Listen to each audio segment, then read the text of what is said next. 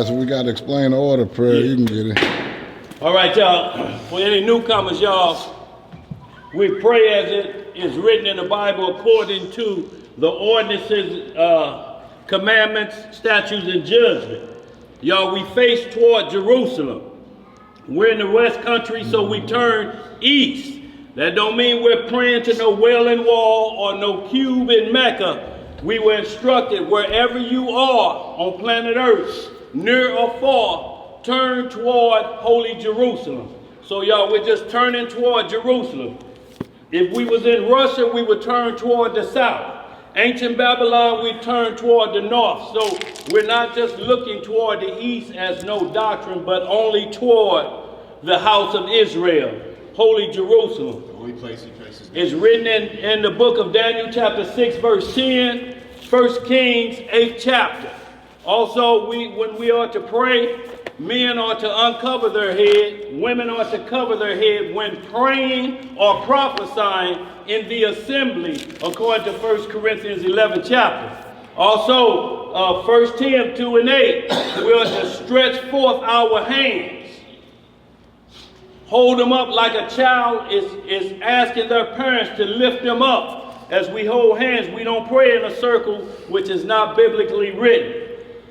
So y'all, we have to have order in everything that we do so that we're in unison. Can two walk together unless they agree? No. Amos 3:3. That's So right. y'all, with that, we're going to get our prayer on Psalm 62. With the Most High's permission, all praises. All praise. Long live the King. Long live the King. Psalms, the 62nd chapter, starting at verse 1. Truly, my soul waiteth upon Yah. From him cometh my salvation. He only is my rock and my salvation. He is my defense. I shall not be greatly moved. How long will ye imagine mischiefs against a man? Ye shall be slain, all of you. As a bowing wall shall ye be, and as a tottering fence. They only consult to cast him down from his excellency. They delight in lies. They delight in lies. They bless with their mouth, but they curse inwardly. Selah. Selah. My soul, wait thou only upon Yah, for my expectation is from him.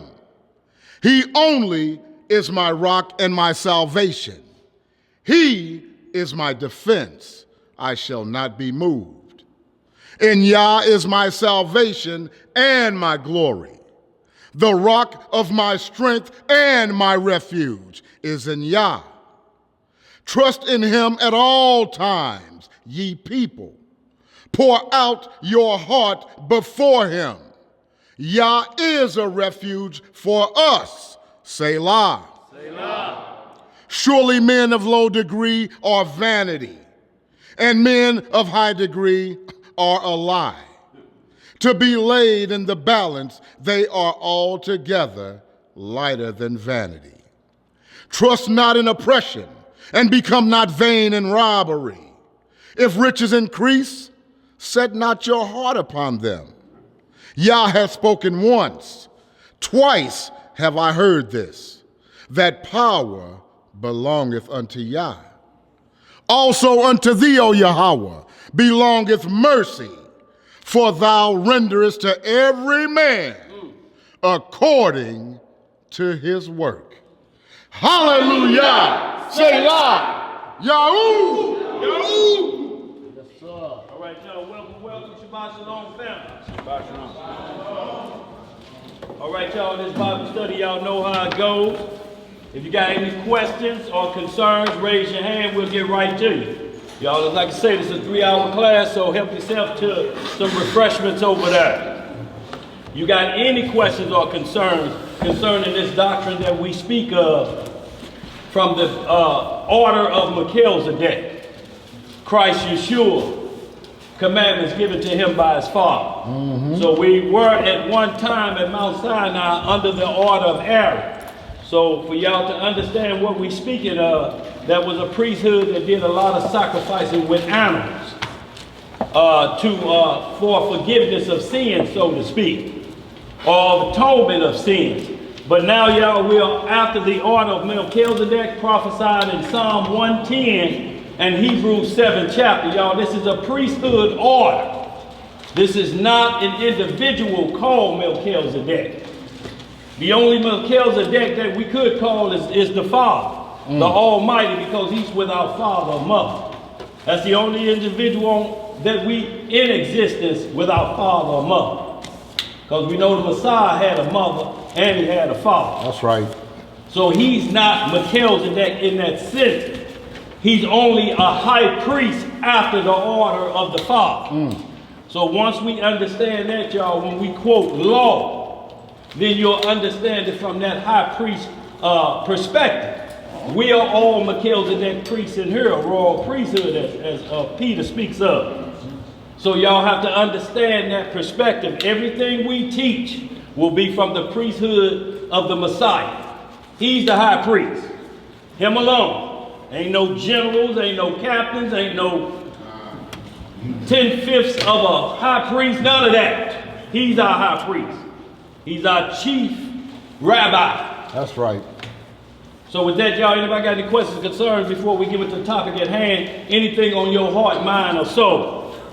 What you got, bro? Okay, I mean, I was told not to make an issue, right?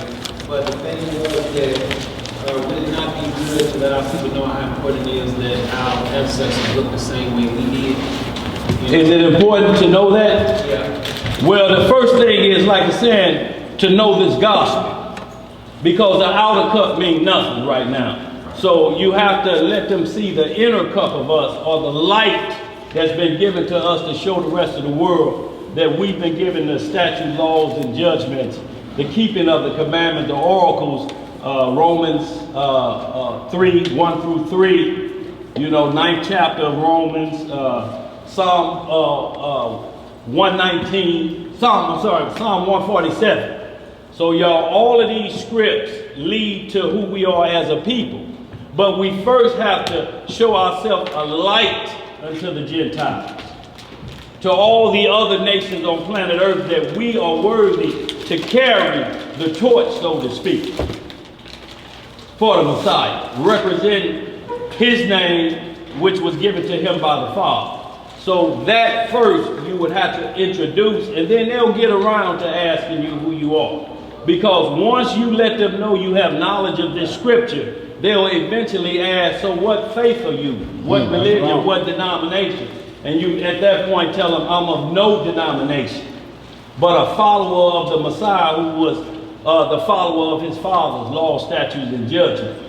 Then they'll keep asking, but wait a minute, you just sound strange, you know. And then at that point you can give them tribal origin, nationhood at that point. Because if you do it first, the first thing they're going to do is go directly toward the first thing that they've heard. And that's Israelites out there on the street corners cussing people out. Yeah. Israelites telling every person that walk by, you the devil, you going in slavery. That's the first thing they understand. If they have that prejudgment of you already, then it's going to be hard for them to hear the gospel.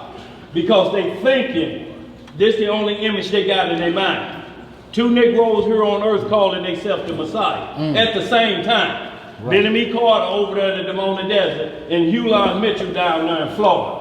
One was a bus driver out of Chicago, went back home and living in the desert of Demona till he died, and the other one down in Florida. On earth at the same time. Both of them claiming they the Messiah, and neither one of them called out each other. Neither one said, that's imposter over there, that's imposter, but they was in cahoots. You handle them over there, I'll handle them over here. But many shall come in their name, saying that they are Christ, and shall deceive many. That's right. So a few rules, y'all. We got bruh out at the door. We have an hourly rotation that we need to watch that door out there. So bruh, we got communication out there. So we need to rotate out to make sure that brother is relieved. You'll hear the class. We got a high-tech monitoring system out there. Yeah, that you'll hear the class as well, and communication. So y'all, we want to stay abreast that we don't overwork the one brother at the door. Y'all, we one family, y'all. We got to get in where we fit in and make sure everything is uniform. Also, y'all, we live streaming, so we got a baby nursery. The sisters done hooked up over there. Outstanding job they did. So if the shorties get a little rambunctious and, you know, the bumping them and shaking them and giving them cookies or candy, don't get it. You have to walk them out into a quiet area because we live stream. We got to make sure our worldwide audience is able to hear everything, y'all. So be mindful, y'all. This is what we're talking about. Always be mindful of what's going on. Did I answer your question, brother? Yes. Anybody else before we get started with our topic at hand? Anything on your heart, mind, and soul? Go ahead, bro. What name do y'all call the Messiah? We call him Exodus 20, the Word of God. So what we're talking about is when we hear what name you call him, we immediately ask Psalm 132, because it says his word is above all his name. So we're asking, what is that word that supersedes every name and title? You got that word? I'm good. I'll be here. What's that word? That word that supersedes all names, so that we don't get caught up in linguistics. Talking about what his name is. Some say Yahashua, some say Yehoshua, some say Yeshua, some say Yahawashah. So which one do we choose? But look, this is what you have to think right off the top. We were thrown out of Jerusalem for profaning his name. So what way, or what was half of them saying Yehoshua and the other half saying Yeshua, or were they saying Jesus? How did we profane his name when we was in our own land, had our own language, had our own navy, had our own air force, had our own stores, had our own priests, but yet we profaned his name? How did we do that in our own land, with our own language? How was that possible? See, so when you profane his name, you profane his laws, because that's his name. That's right. When you represent his laws, statutes, and judgments, you are telling the world, I am named by, I am in authority of. That's what name means, authority. He's given his son authority in his name, his word, which is the law, which he never broke, not one. It can't be found in scripture that the Messiah ever broke the Father's name. But we, the prophets, regular Israel, if we were still under the order of Aaron, we would still be in trouble, because we would sacrifice all of the animals into extinction. Enough sinning went on this morning would have Soulard Market short. So y'all, we want to get it understood. When you're talking about names, we start at the root of the problem. And the root was what's got us throughout. Right. And it wasn't how we pronounced his name. It was our behavior before the world. Shamed him. Just like if you tell your children, look, your children have your last name, but you tell them, don't you go to school and act up. Because if you do what? You ruin your parents' good name. They're known for discipline. No foolishness. And here you are putting tacks in the teacher's seat. Stink all over here. So now they have to call your parents at work because you acting a fool, ruined his good name. Or your father got a roofing business, known for picking up every screw and nail and scrap, precision on roof, and here he died and turned the business over to you. Now you done hired 10 people hanging around Home Depot. They leaving nails, shingles, stepping on hot shingles. They up there at 12 noon. Can't put no roof on that early. So now you have ruined your father's roofing business, his good name. So if it ain't that, then we need a title that supersedes his word and his laws, statutes, and judgment.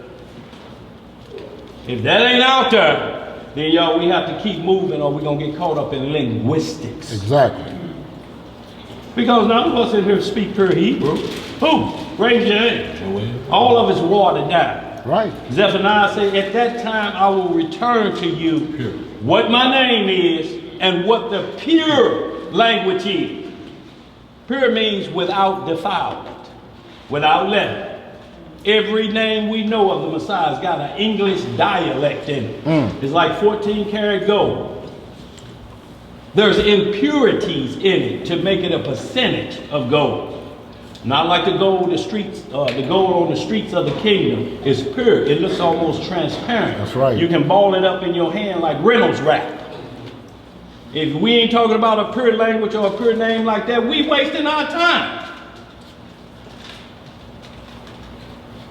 So y'all, with that, y'all, we're gonna move on. You got any other questions concerning that, bro? So we wanna, we don't wanna say without proving what we're saying. Did you have a name or any topic concerning a name that supersedes what we just said, the word of the Most High? The book of Zechariah, What chapter and verse? chapter 3. Let's go to Zechariah chapter 3. Zechariah 3. So what are we going here? Then we're going to go to Psalms 138, 1 and 2. We're going to get to some Ezekiel 36 chapter. And we're going to deal with how does the name get profaned. Because we have to deal with the root of the subject. We can't talk about middle passage when we got here and the name was stripped from us. There was a reason before we got here, before we went to Babylonian misunderstanding. Before we started to battle. You get out. Zechariah, right? 3rd chapter. Zechariah 3. What verse? What verse you reading from, bro? Hold on. Hold on. 3 and what? 3 and what, bro? Go ahead, verse 1. What was those other two, Daniel, you said? You want to go? You're going to go to Psalm 138. Psalm 138. Yeah, 1 and 2. Okay, Ezekiel. Zechariah 3. And then we're going to put down Zephaniah 3:9. That's where we're going to go. So let's hit the Zechariah chapter 3, verse 1. Bro called it out. Let's get it. And then y'all, we'll get to our topic at hand. Biblical gainsaying, because y'all, we'll have a lot of this and it's gonna fit right into the lesson at hand. So good call, bro. Go ahead. The book of Zechariah, chapter 3, verse 1. What it say? And he showed me Joshua, the high priest, standing before the angel of the Most High, and Satan standing at his right hand to resist him. Okay. You want us to keep going? Or you explaining why we're going? We ain't gonna read the whole chapter. No, we ain't gonna read the whole chapter. Right, you saying go ahead with your hand, bro. No, I'm saying we going right to the point, to the subject matter. Yeah, we trying to get some understanding, for the assembly. We're not here to take instruction from you. You got a point. Let's get to the point. Let's not dilly-dally around this. We got an agenda here. Is this the Messiah ascended into the heavens, as well as Satan being in the presence? Yeah. Well, Satan is never ascended to the right hand of the Father, if that's what you mean. Right. No, he's only can go to a certain level. So we're gonna get to the root of that when we get into Enoch 48 chapter. We're gonna get into a little bit of that so you'll understand that as well. So when you see in the book of Job, or you see in the book of Jasher, when Satan is asking the Lord, what about Abraham? You talking about my servant him? What about my servant Job? This is a repeated event. This is not a one-time event. Satan is supernatural. Let's get that understood. He can travel back and forth. That's his power. He's the prince of the air. So traveling to outside of what we call planet Earth is no problem for him, because we know where he was threw down from. So we have to also understand he's supernatural. We are trying to become, as Adam was created, called preternatural. If you will, get them definitions for me so we can explain this real quick. Get that definition right there. Supernatural, preternatural, and the natural man. There's 3 groups of people, or 3 groups of creation that we're trying to ascend to. Being the sons of Adam, what we're trying to do is get out of this natural state and become preternatural. That means of a natural born individual, the way we were born, with supernatural qualities that elevate us to preternatural, the same shape Adam was born in. Adam was born preternatural, from earthly dirt with a supernatural spirit. Angels, the Messiah, all of that creation beforehand is pure supernatural.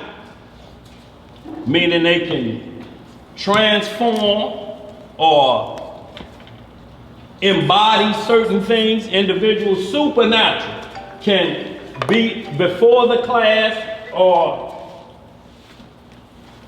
they actually could manifest before individuals, disappear, turn into a flame of fire. And I'm not talking about nothing that's already written. Hey, Daniel. The book of, go ahead. When Satan showed the Messiah all the kingdoms of the earth. Right, absolutely. You know, supernatural. from the beginning of that time when he was in the desert, those 40 days and 40 nights, he showed him the future. He showed him all the kingdoms, or told him you can have all of this. If you do what? If you bow down and worship me. So, but he was able to, as he's speaking about transforming, so he was able to show him different times. Right.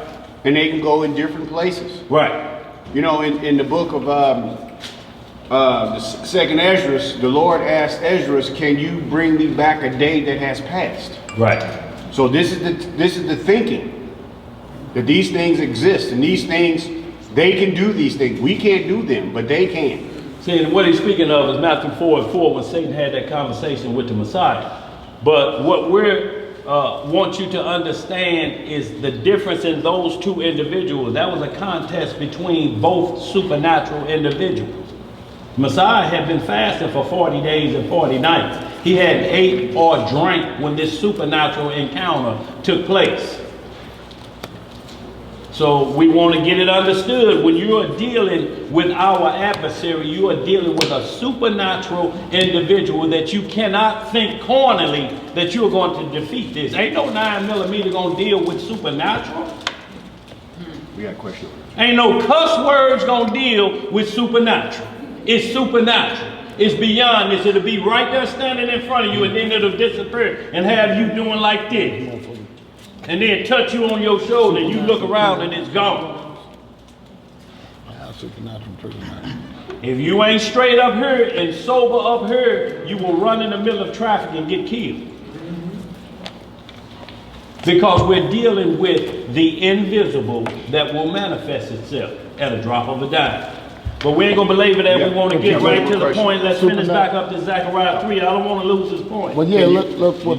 Remember, you got a question over there. No, I'm saying though, before we get to you, sis, I want, because we don't want to jump and then have to come back. We just want to deal with this, and then we'll come right to you, sis. But his question is the name, the pure name the of name the Lord. of the Messiah.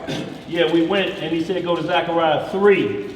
So, or is it just 3 and 1? You were just asking, is that the Lord and the Messiah up there with the Father, and Satan is up there talking noise too?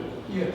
So absolutely. Is the question just what do we call him? Because, you know, Yeshua, Yahweh, what's the question? Right, I'm just saying, so how does that apply to a name because those 3 are there?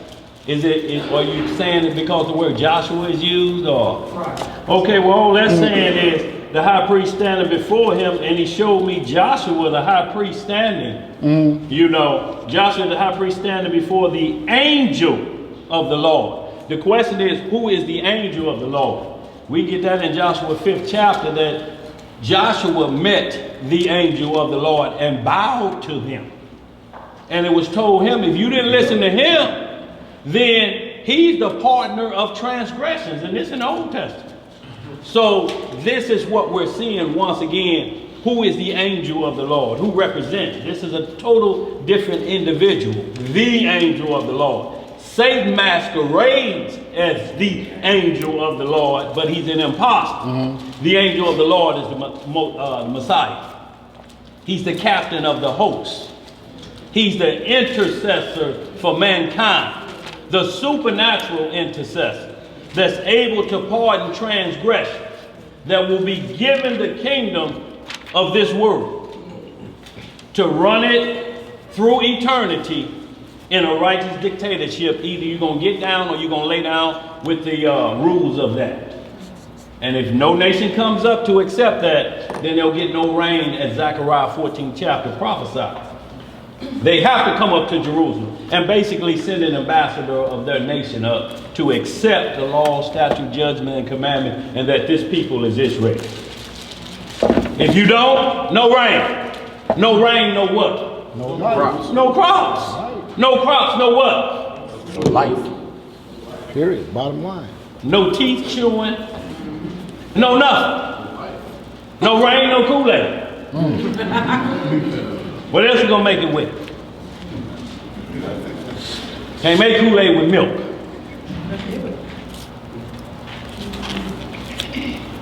So, bro, with that, let's get right to Psalm 138 chapter. 138, 1, 2. Yeah, 1 and 2. So, y'all, we want to get here just to so that we understand names, so we don't get caught up, because you're going to end up in a stalemate. Which name is the most correct name? You got a whole group out here talking about Yahweh. That's the name. That's the name in Exodus said, my name shall be called the God of Abraham, Isaac, and Jacob. Forever, throughout every generation. Look, if we say the Messiah, if I just say, who are you talking about, the Redeemer? The Mighty One of Jacob? I can keep using titles. Right.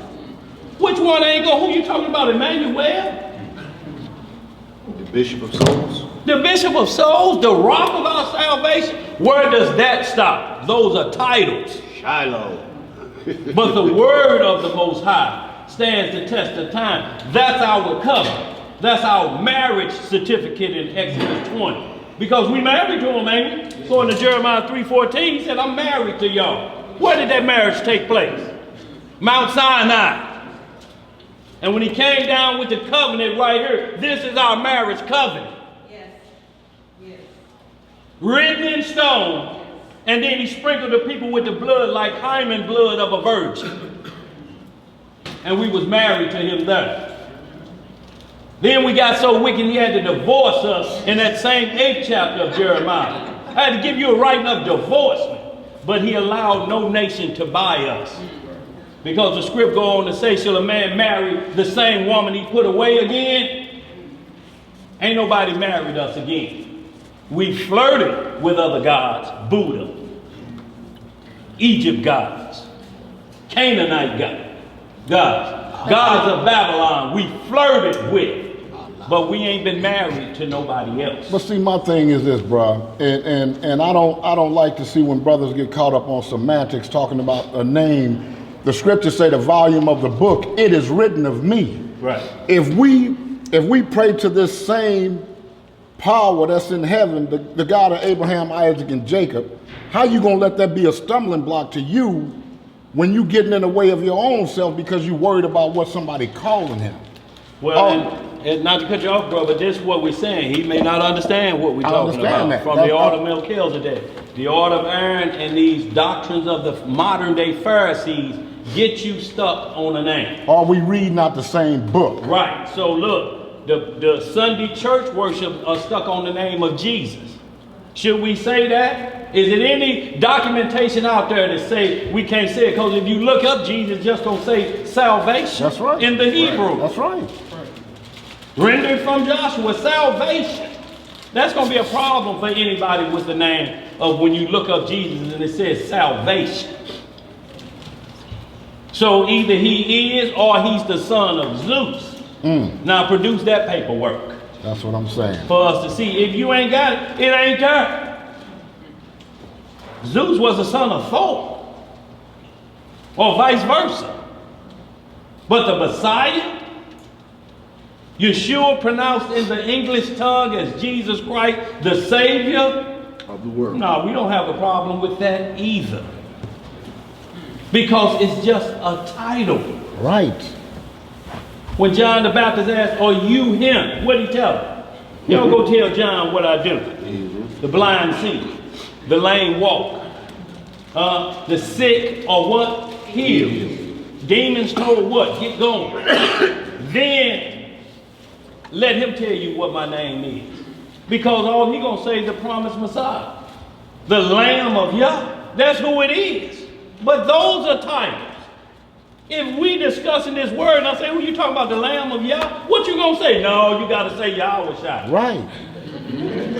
I mean, it causes division and separation, and it shouldn't be there. Absolutely, but like you're saying, we get to the point that where we get beside the law because both sides of Hebrew Christianity, which is these alphabet camps, modern day Pharisees and Sadducees that create their own high priests. And one group don't believe in the supernatural. They're Sadducees, so they don't believe in angels. Those groups are among us to this day. Right. So you don't look at this Bible like a smooth reed and put it on the shelf. This is so you see actually what our people were seeing 2,000 years ago, the same individual. These are just the sons of those Pharisees. Exactly. Who promote different names to throw you off base and give themselves fancy titles and broaden their phylactery. And on the Sunday side of worship, they do the same exact thing. If you don't say Jesus, you can't be saved. Well, how do you say it and say the commandments are done away with? Right. So what Jesus are you talking about? Because everywhere in here, all through John, 1 John, 2 John, keep the commandments and do what? Live. How shall I enter into everlasting life? The man asked, what did he tell him? Keep the commandments and live. So how you got a doctrine? We don't know what Jesus you talking about. That one say you don't have to keep commandments. We talking about the one that say you do. That's right. That's right. It's the same way with these modern day Pharisees that get you stuck on the name and then run you rampant and make you their servants. Right. Because that's what you're going to be if they kill all white folks and everybody out of other nations. Who's going to be their slaves? But you. Right. So y'all, Psalm 138. 138. Verse 1 and 2. 138. I will praise thee with my whole heart. With how much of your heart? My whole heart. Right. Before the gods will I sing praise unto thee. 2. I will worship towards thy holy temple. That's what we did today when we prayed. We turned toward the temple.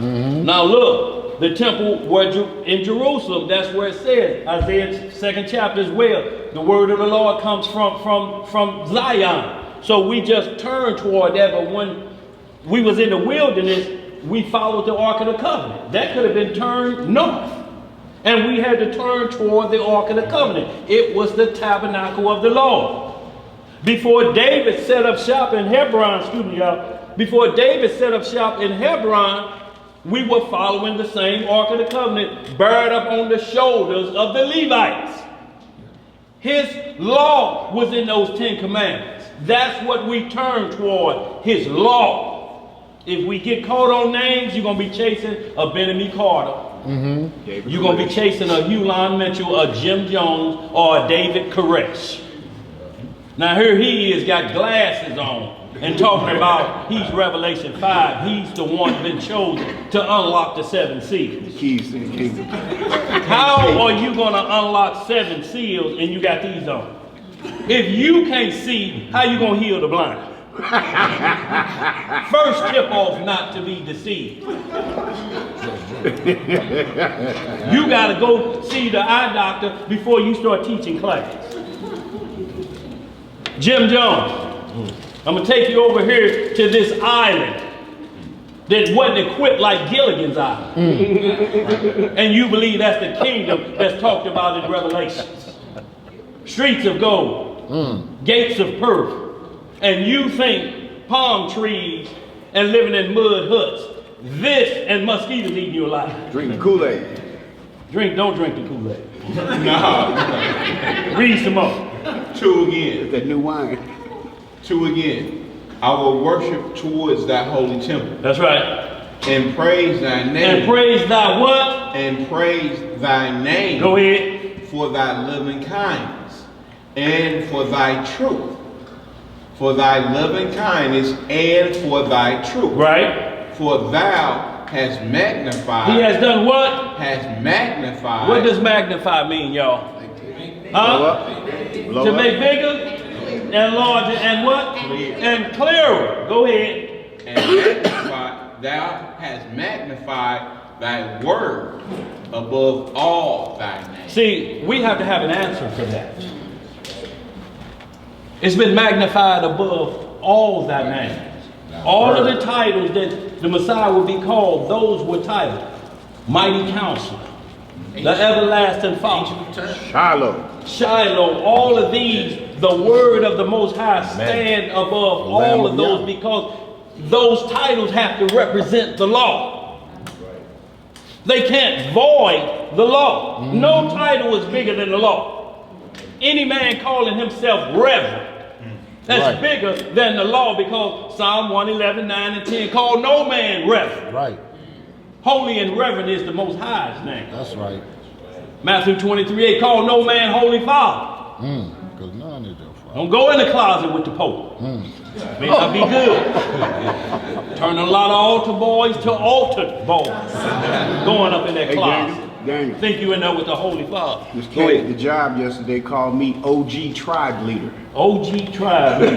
More Gainsaying that we're going to talk about today. But he mixed it. Right. OG tribe leader. Y'all, so we can hold there, and that's just one, but let's just hit this last one, then we're going to move. Since I'm going to get your question. Ezekiel 36 chapter. Ezekiel 36 chapter, y'all, just want to get this understanding, y'all, so we know why we got through out of Jerusalem. That we didn't get through out. Maybe 16, well, y'all, it's 36, let me look at 16. Profane thy holy name. 32. Y'all go 36, let me see if it's 36. Maybe 16. Verse 23? 23? Where that's at? 21. Chapter 36, starting at verse 16? 36, 16, yeah. Yeah, that sometimes ain't kicked in already yet. 36, 16.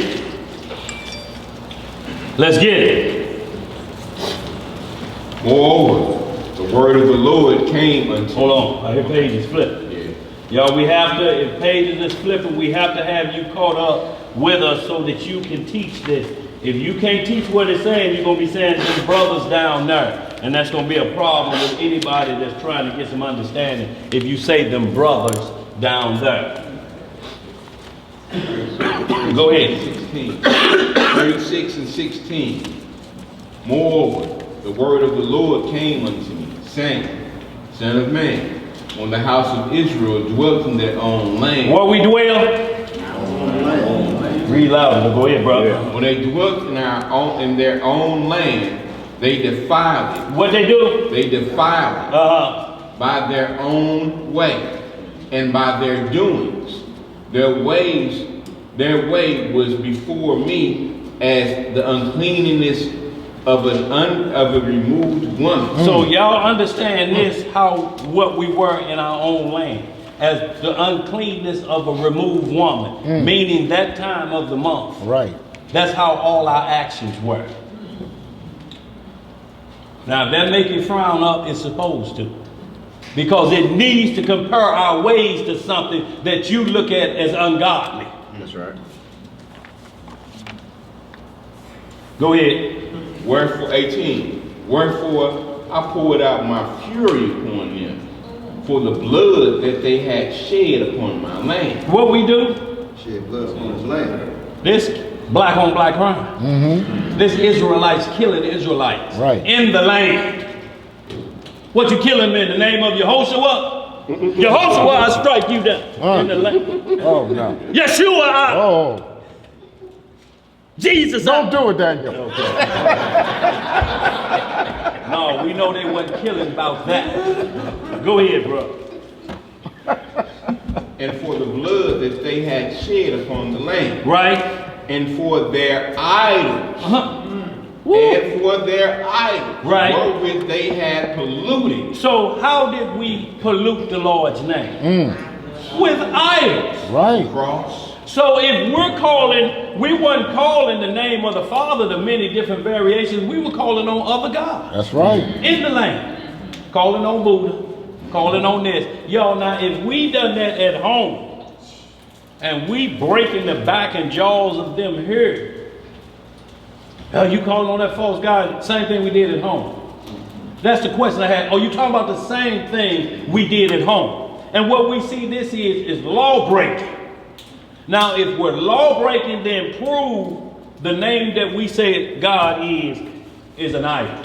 And we say his name is Exodus chapter 20. The commandments. The word of God. That's his name. It's called the Word. This is the Word of God. The Holy Bible. If it ain't, and you feel it's got tamperings in it, just scratch holy off of it. Holy means sanctified, set apart. That's right. If this has been tampered with, scratch holy off of it. Be fair about it. Because it can't be holy at that point. It cannot be set apart at that point if it's blemished. The only thing they blemishing it is up here and have you chasing different things. Go ahead, read some more, sister. We're going to get to you. Go ahead. Short leg of time. Short leg of time. Short leggers, who in here? We ain't got but a couple. 11 and under, short leg of class. There they go. Y'all gonna learn a little Hebrew. Gonna learn y'all culture. I want to see some report cards. Cause Uncle OG.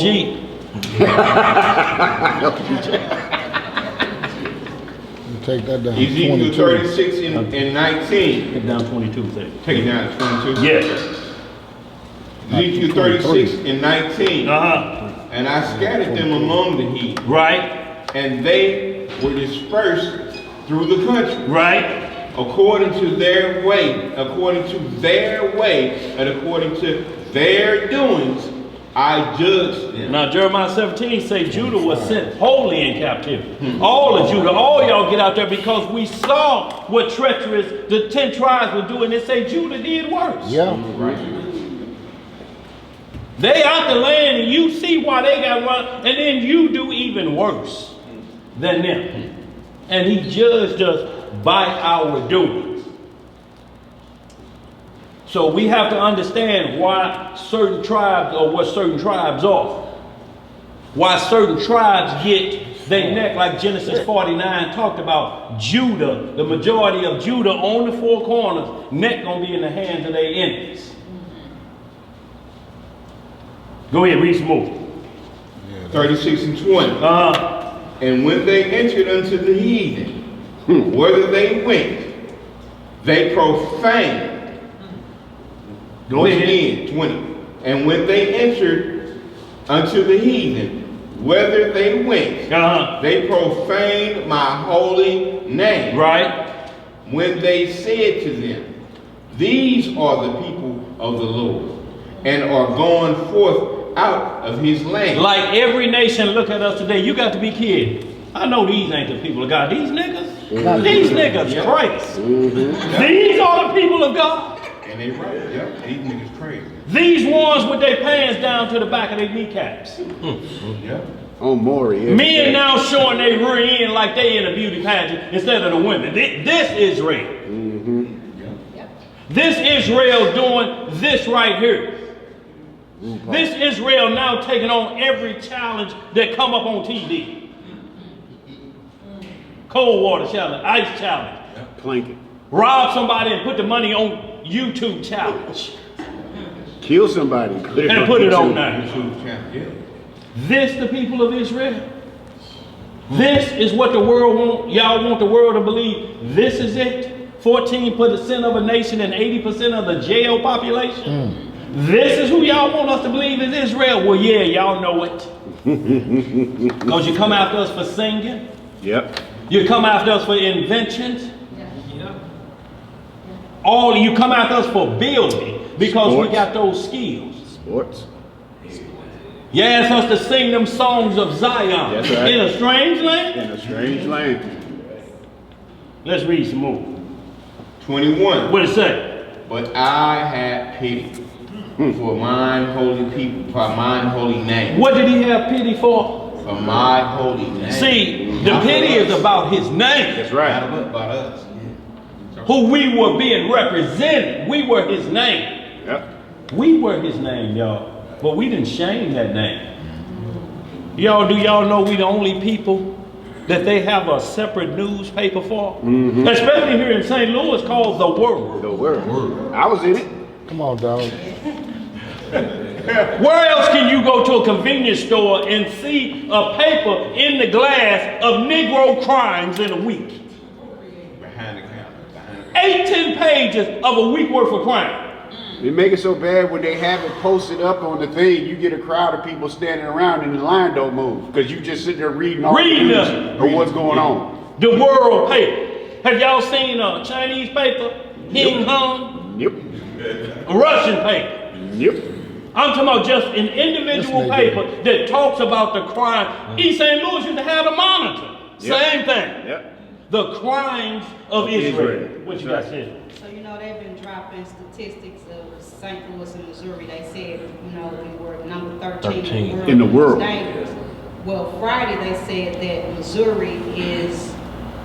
state of Missouri has the highest black homicide rate. That we're 13% in Missouri, but we're 51% of the homicides in the state. So y'all have to understand, last slave state. Gateway to the west, so to speak. Y'all, that arch ain't there for entertainment. Right. It's lined up perfectly so when the sun rises, the light shines through the arch onto the courthouse steps. Y'all, these idols are set up in these places. These are portals for a certain reason. These are just monuments. Oh, look at it. No, it was designed for a reason. Largest man-made structure on the planet. Where we at? 21 again. Right, sis, I'm coming to you. Go ahead. But I had pity for my holy name, which the house of Israel had profaned among the heathen, whither they went. 22. Therefore, say unto the house of Israel, thus saith the Lord God, I do not this for your sakes, O house of Israel, but for mine holy name's sake, which you have profaned among the heathen wherever you went. Right. And I will sanctify, 23, and I will sanctify my great name, which was profaned among the heathen, which ye have profaned in the midst of them. And the heathen shall know that I am the Lord. That's right. Saith the Lord God. When I shall be sanctified in you. In who? In you. That's right. Before their eyes. Now we're going to read down to 26 because this is how that's going to be done, and then we're going to get right to Zephaniah 3, y'all. We're going to move on to the class after we get sis' question. Go ahead, brother. Okay. 24. For I will take you from among the heathen. Right. And gather you out of all countries. Some countries. All countries. Just a few countries. All countries. Go ahead. And will bring you into your own land. Right. Then I will sprinkle clean water upon you. Right. And ye shall be clean from all your filthiness. You shall be clean from all your filthiness and from all your idols. And I will cleanse you. Right. A new heart. A new what? A new heart. Also I will give you, and a new spirit will I put within you. And I will take you away. I will take away. I will take away the stony heart out of your flesh. And I will give you a heart of flesh. Read that verse 27. 27. I will put my spirit within you and cause you to walk in my statutes, and ye shall keep my judgments and do them. Right. And ye, 28, and ye shall dwell in the land that I give to your fathers, and ye shall be my people, and I will be your God. So we can hold that now. So we're seeing what got us drove out the land. Let's just hit that Zephaniah 3:8. Y'all, we're going to go and get to our subject matter at hand because it's going to cover a lot of this, sis, and I'm going to get your question soon as we hit the Zephaniah because we want to get clear on the name. You got the 3:8. Y'all, we just want to be clear on what's prophesied to come. In this flesh, y'all, that we've reduced ourselves back to natural, and I still want that supernatural, not preternatural, and natural, so you understand. Y'all, we got to try to get to preternatural. You got to try to walk in the spirit of the law, not in the letter of the law, because all the letter of the law does is kill it. The letter of the law is Leviticus 18. It start off, don't be like these other nations. If you do, I'm going to put you down. If you do this, I'm going to slay you. I'm going to take away your whole house. If you do this, it start off with the letter killing. But the spirit of the law, when you understand the law, don't commit adultery, don't steal, don't kill, don't covet thy neighbor's possession. When you know that and you start to walk in the spirit of the law, if you see a wallet right there and it's black and 300 sticking out of it, and you left the house and yours brown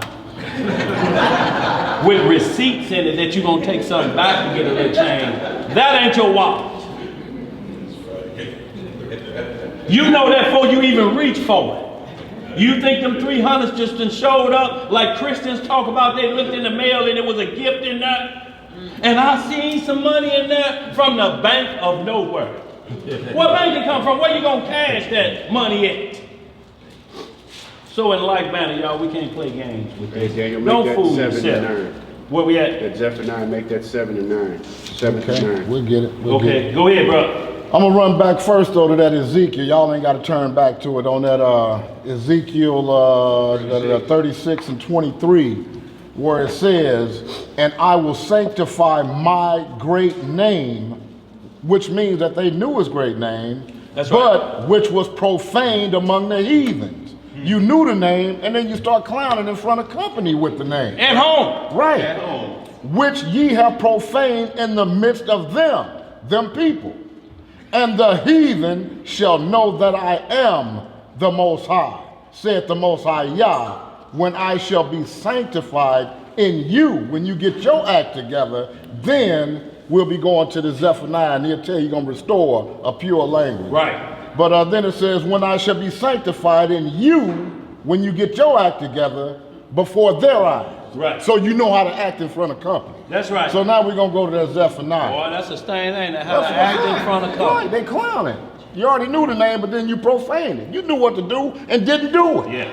So now you want to come back on this? What's the name? No, the whole book, man, do this. This is what it is. But he tells you, we're going to go Zephaniah chapter 3, starting at 7. Go ahead, brother. And it reads, I said, surely thou wilt fear me. Thou wilt receive instruction. So their dwelling should not be cut off. However, I punished them. But they rose early and corrupted all their doing.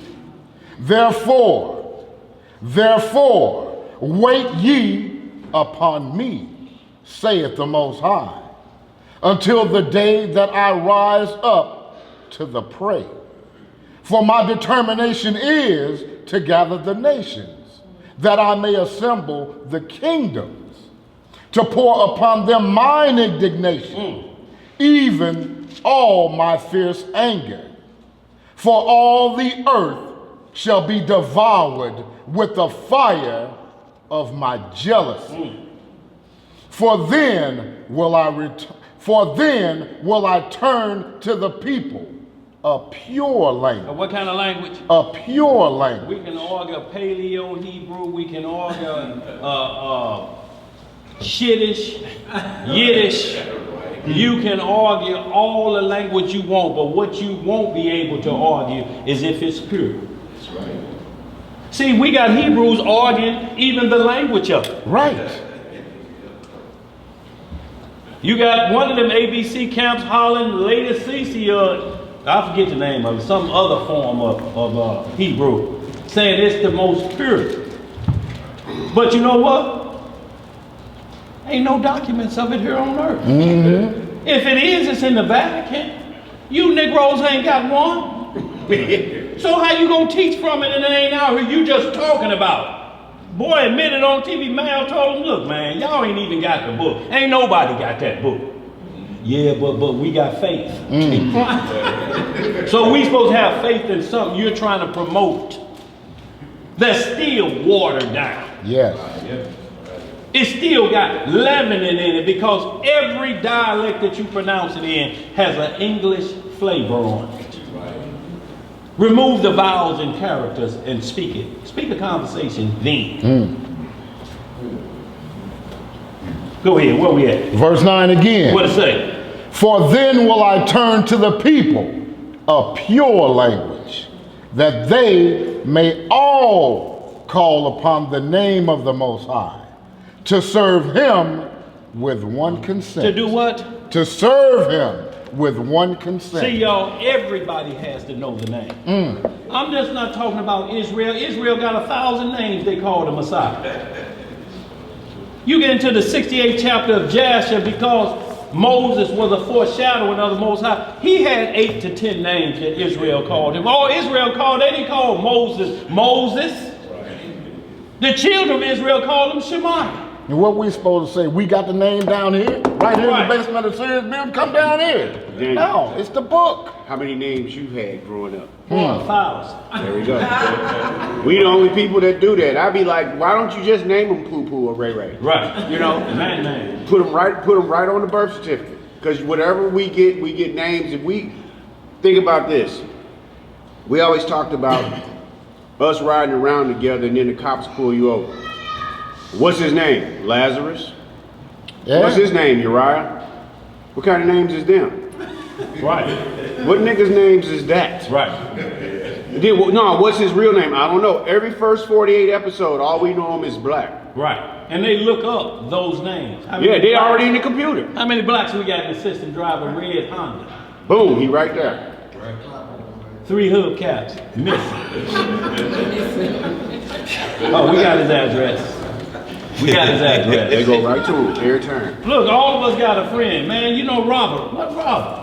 Black Robert work at the tire shop. That's different from Black Robert work at Walmart. Right.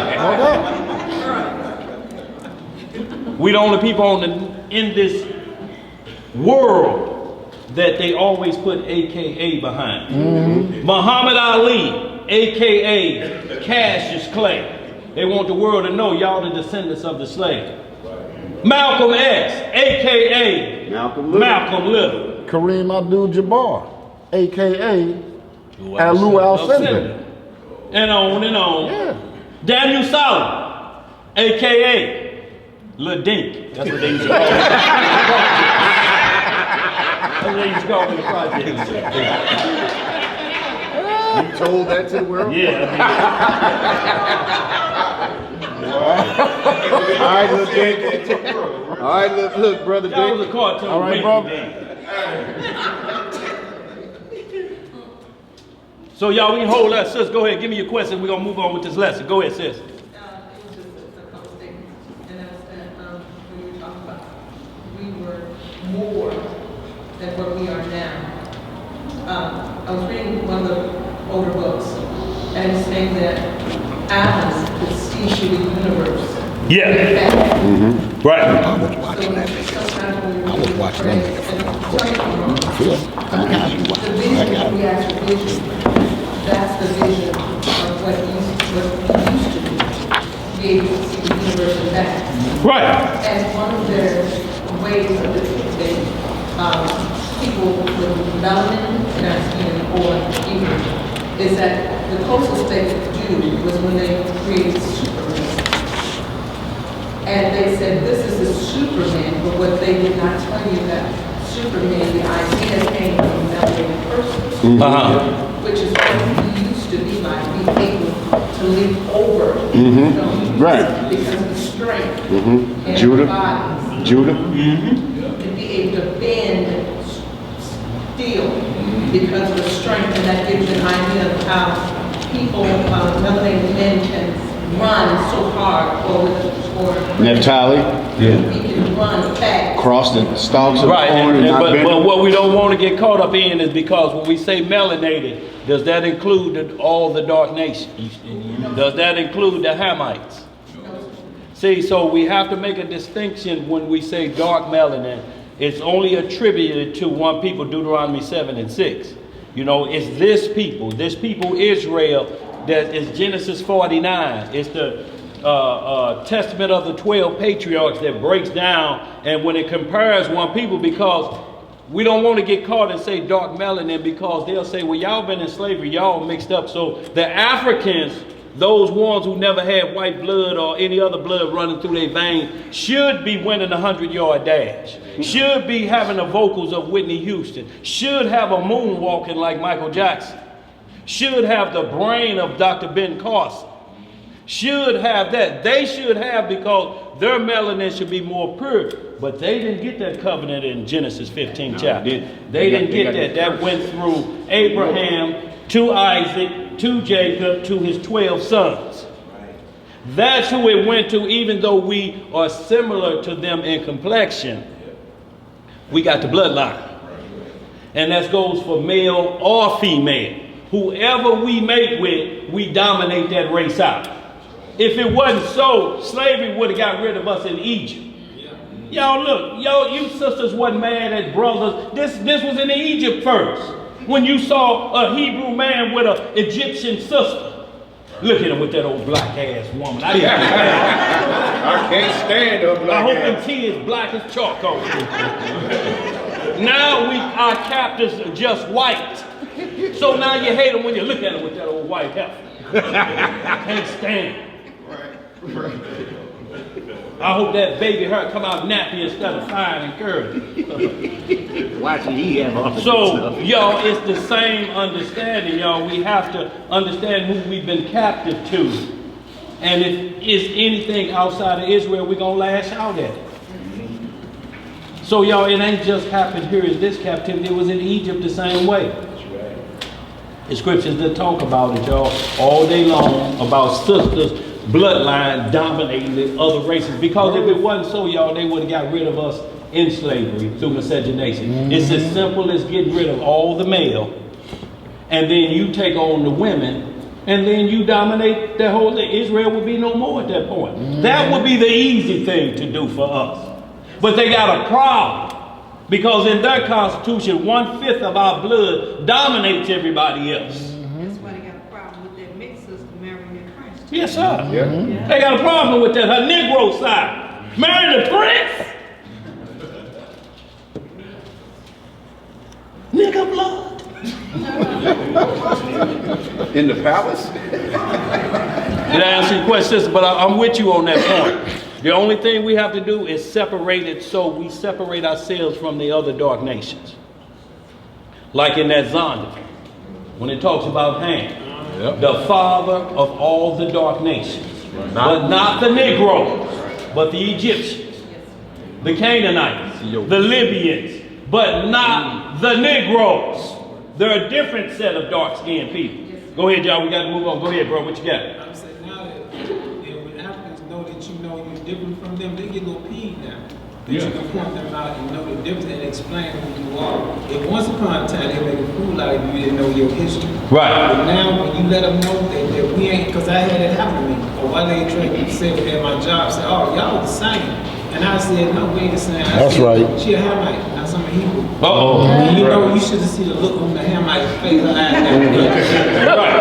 Because the white girl asked her, is that true? You know what she said? Yes, she know it's true.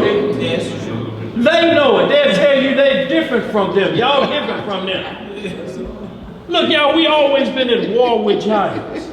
Look, every other dark race, and I'm going to say this, I'll move on, about sports. When they named Akeem Olajuwon, that great Nigerian, they tell where he come from. Have they ever heard any nation over there in Africa, one of the 300 countries or so, where we come from? Christian Okoye, the Nigerian nightmare. When they gonna say Jordan, the Judite king? No, the Chicagoland. They're not going to do it, y'all, so they set us apart from the other nations. Y'all, so we have to understand the difference in this, y'all. So when we shed that light, we got to make sure we're not profaning his name. And that ain't the first thing to come out the gate. We Israel, we Israel. They're like, there they go. That's them curses of old women and children. Whether we like it or not. Whether we like it or Whether not. we like it or not, we set apart. Whether we gonna be for the positive, for Christ, or for the negative. That's right. But we set apart. You can't deny that, period. That's right. Y'all, we're gonna get on with this lesson, y'all, because we gotta catch up a little bit. Who got questions? You got questions? Go ahead. Go ahead, D. Talk about that. Well, I got a couple of things. One thing, last night, I think it was last night, on the news they called them the dudes. And that flew right over everybody's head. They just sitting there, they called William, Prince Charles, because his Yeah, mama said she gonna let him take over after she died. they Finally. called them the dudes. And they, you know, they Dukes and T-Man. Right, they don't even know nothing about it in the Bible. Another thing they said, They labeled 1, 2, 3, supernatural, preternatural, and organized. Yeah, all three. Yeah, I heard that too yesterday.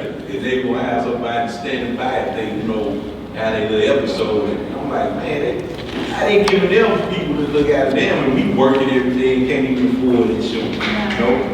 But they making drug houses of people who own drugs. Yeah. Right, well, it's an epidemic for another group of people now. Right. They like, how did y'all get through the crack epidemic? Right.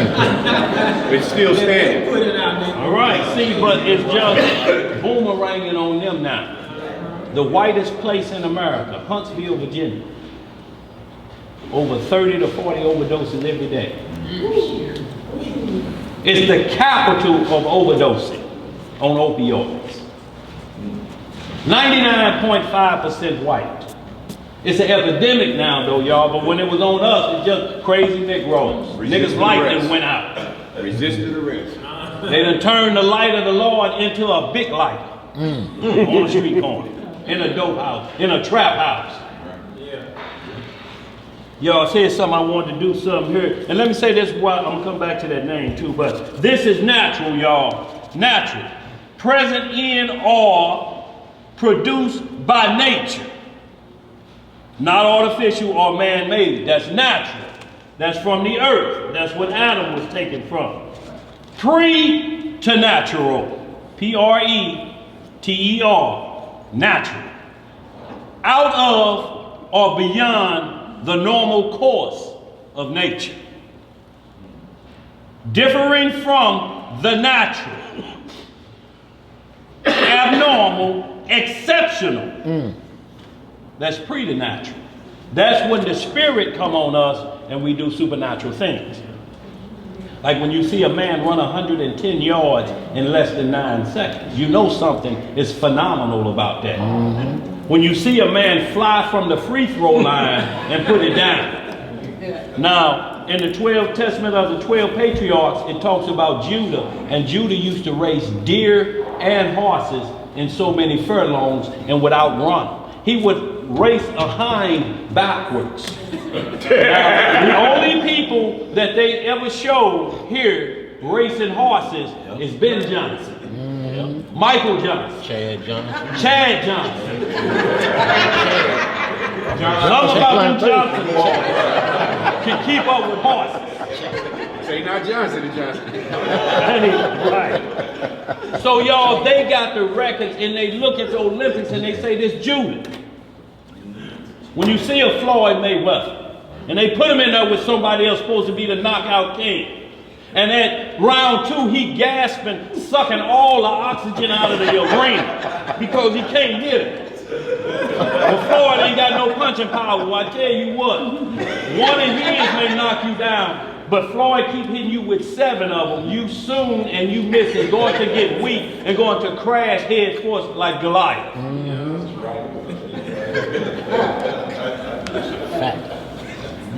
If Elvis dreamed, he could wiggle hips like any of them. She'd be in a wheelchair, just thinking about it. That was preternatural. Supernatural. Of or pertaining to existence outside the natural world. Not attributable to natural forces.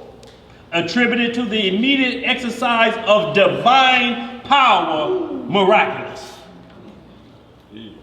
Of or pertaining to the miraculous. That's why the Messiah was able to do the miracles he was doing, because he was supernatural in the beginning. He lowered himself to preternatural. The Father did. But he was still doing supernatural things, walking on water, calming storms, storing water to wine, the blind seeing, the lame walking. Get up, man. Time to go home. Take your bed up and go home. Fishing the loaves. Fishing the loaves. Y'all, and this was the example to show the world who we are. And when they see us, but Deuteronomy 28 said we'll be a proverb, a byword, astonishment. When they see you running with a stolen TV, look at that nigga. When they see you running a 100-yard dash or breaking through an open field tackle and you go, look at that nigga. Hey, I know my betting on the line, they the winners. They cheering you on. Woo! You can jump in the stands with it, but run a red light after leaving the stadium and see what happens. Woo! Chad Johnson pulled over. Couldn't outrun them 357 slugs. Then they'd like be like, he outran the horse. Then they'd be like, look at that nigga. Yeah, absolutely. Driving past. Won me a little money today, but look at it. Y'all see what they doing to Tiger Woods now? Huh? Y'all see what they did to OJ? OJ could have just kept his mouth closed, moved to Ireland, and been the king of white women. But no. Let's get it, y'all.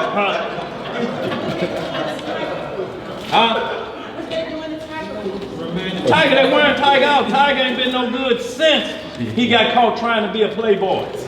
They're trying to be. How many there? 122 women. Yeah. You want that jazz shit? Yeah, now this is the last one about names, y'all. We're going to move on because we're getting low on time. And when we talk about names and you have people that try to talk about Jesus and ain't understanding his salvation, who named Moses?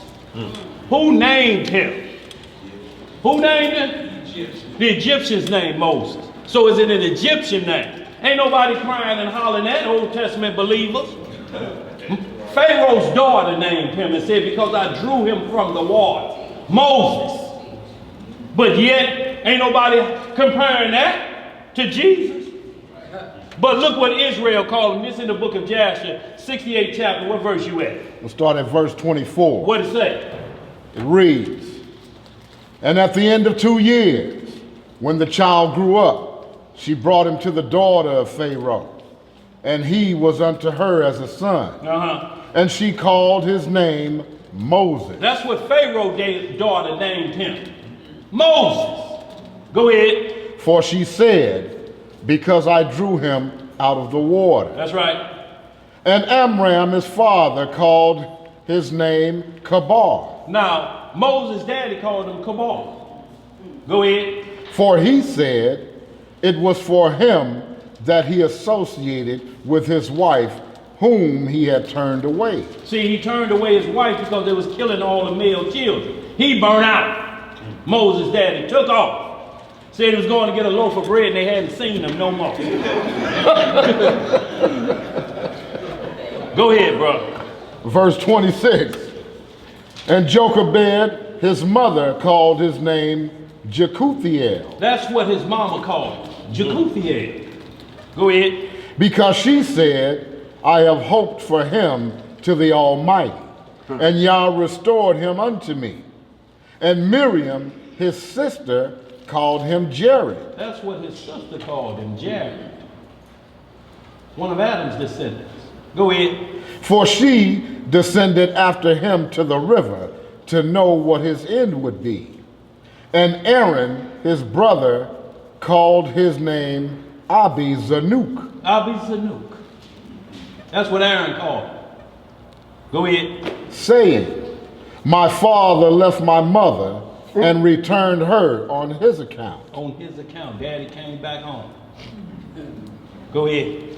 And Kehath, the father of Amram, called his name Abigdor. See, his granddaddy called him a big door. Who we talking about, a big door? You talking about Moses. You talking about Jared. A big door. Not a big door. Moses. Go ahead. Because on his account did Yah repair the breach of the house of Jacob, and they could no longer throw their male children into the water. And their nurse called him Abi-Sokol, saying, In his tabernacle was he hidden for 3 months on account of the children of Ham. And all Israel called his name Shemaiah. What we call him? Shemaiah. See, if we ask somebody today, hey, you know, man, when Shemaiah saw that angel in the burning bush, they'd be like, who are you talking about? Right. Shemaiah. What Israel called Moses. Where you get that knowledge from? Right there, right in the book. 2 Samuel 1:18 spoke about it. Joshua 10:13 say the book of Jasher. 2 Tim 1:8. Go ahead. And all Israel called his name Shemaiah, son of Nathanael. For they said, in his days has Yah heard their cries and rescued them from their oppressors. And Moses was in Pharaoh's house and was unto Bethiah, Pharaoh's daughter, as a son. So we can hold that, but I just wanted y'all to see the similarities in names. That same thing happening with the Messiah, because Moses foreshadowed to Messiah. He had many names too. That was in the book of Jasher, 68th chapter. So y'all, we want to be complete soundly about the name of the Most High when you're talking about his name versus his titles. His name is the word of God. That's right. The representation of the law, the walking law in the flesh. Never broke nary a one. That would be the problem, not trying to prove his name ain't Jesus, just prove a law he broke. And the fight is over. Just show right there, see right here, he broke this law. This is transgression. If that was out there, we wouldn't be sitting down there. But it ain't. Let's get to this lesson, y'all. Biblical gainsaying, y'all, and it's going to cover a few things we were talking about. So we want to get the definition of gainsaying. If somebody pull that for me, so we get an understanding before we start the class of what we're dealing with. Because we see this a lot, and a lot of times we speculate what words mean. Gainsaying has a definition. It has many definitions of gainsaying because you're going to fit one side or the other.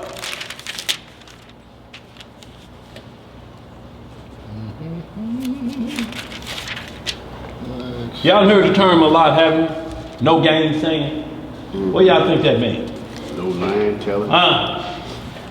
See, he said no lying telling, but Gainsay. But we see gainsaying. Gainsay. To declare false. To deny. To be contrary or oppose or contradict.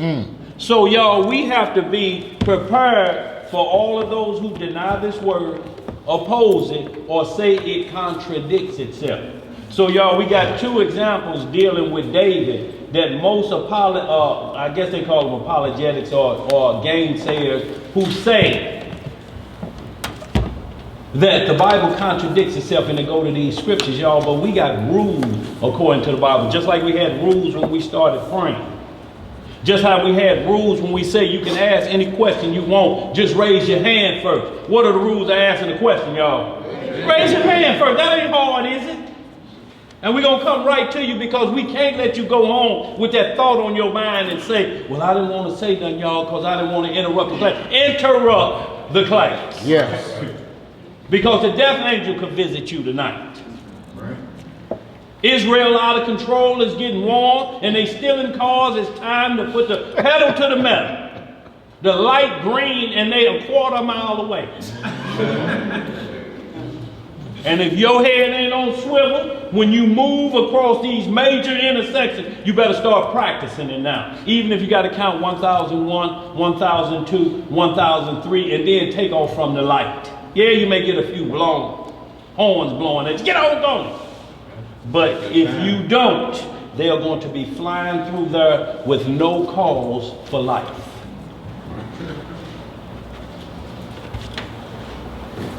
So y'all, let's get this. What we say, so we understand gainsaying, or the definition that the scripture uses a lot of time in the Hebrew, is rebellious. Because you're rebellious if you deny that Yeshua is the Son of the Most High. You're contradicting yourself. You'll try to find scriptures. And the problem is, we'll let those gainsayers go and do like this with our scripture. See right there? Now turn over here. See right there? It says something different. And you like this. With your Bible, they are contradicting these scriptures. And you standing there like you don't know what's going on. It's like you done copy somebody's resume. And the man interviewing you is saying, and I see here you have experience with the Cyborg 3705 and the Shoe 1910 machines. You're pretty proficient in those, I see. Well, we run 2 of those machines here. We see you, and you looking like, what kind of machines? And you trying to look at the resume like this, like, damn, did I write that? Say, I see here, I am good at these things. Right, right, absolutely. But y'all, that's why, y'all, we have to be fully persuaded in our mind that we're going to stand on this. There is without fault. It says holy. So that means it's no contradictory or gainsaying can be found. Let's start with some scripts, y'all. And we're going to talk about it from the positive point of gainsaying that's out there now that warns us what to look for and what we expect to face. So we start off with Romans 10:21. Y'all, we're going to move through these because I want to get to two situations that a lot of times they use out there to say the Bible is contradictory. They run over the same thing, y'all. It's easy work, y'all. Very easy work. So you see the biblical books, you may have to shrink that book, bring up Enoch 48, or just get on the internet and bring it up. So first one I'm going to, y'all, Romans 10:21. And y'all, we want to deal with the understanding of gainsaying. Because with all your getting, get what? Understand. See, because the Bible talks its own language. Gainsaying to somebody else may mean something totally different. We have to stay within the oracles and boundaries of the script. See, we can never be wrong. They always go struggle out there. But understand, Webster is going to give a worldly view and is going to give a spiritual view. It always has 2 definitions. By 2 witnesses, everything got to be established. Holy, when the Messiah say, be ye holy, for I am holy, that's not the same holy as the Father. The Father holy, when you look up holy, it means to be set apart. Worthy of reverence. That's the first one. Holy. Ain't none of us down here worthy of reverence. Ain't no Negro calling himself chief high priest is worthy of worship either. And then you have the second definition. Completely devoted to one's deity. Holy. I'm talking about completely devoted to one's deity or God. You're set apart. And that's what the Messiah was. Be like that. I'm completely devoted to the Father. Under no circumstances did I go left field. If it was, we'd already read about it. Where we at? And y'all, and this the main thing too. Let me say this about gainsayers before we start reading. Gainsayers will point to a verse and point out certain things to a verse. The rules are, and this is, I speak as a man, back it up 3 verses or move forward 3 verses so you understand the subject matter. I can make one verse say anything.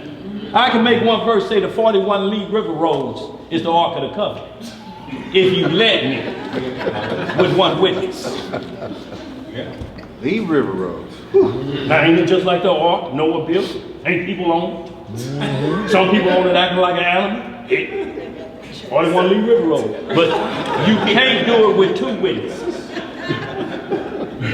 So y'all, let's stay inside the book. And if we play by the rules, then they have to accept the rules.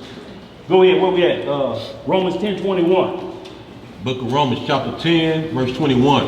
Everybody there? We won't leave nobody behind. Hey. Y'all, we just gonna hit a couple quick hitters. Daniel, where you want to go in Enoch so I can start Huh? try to get close to it? Oh.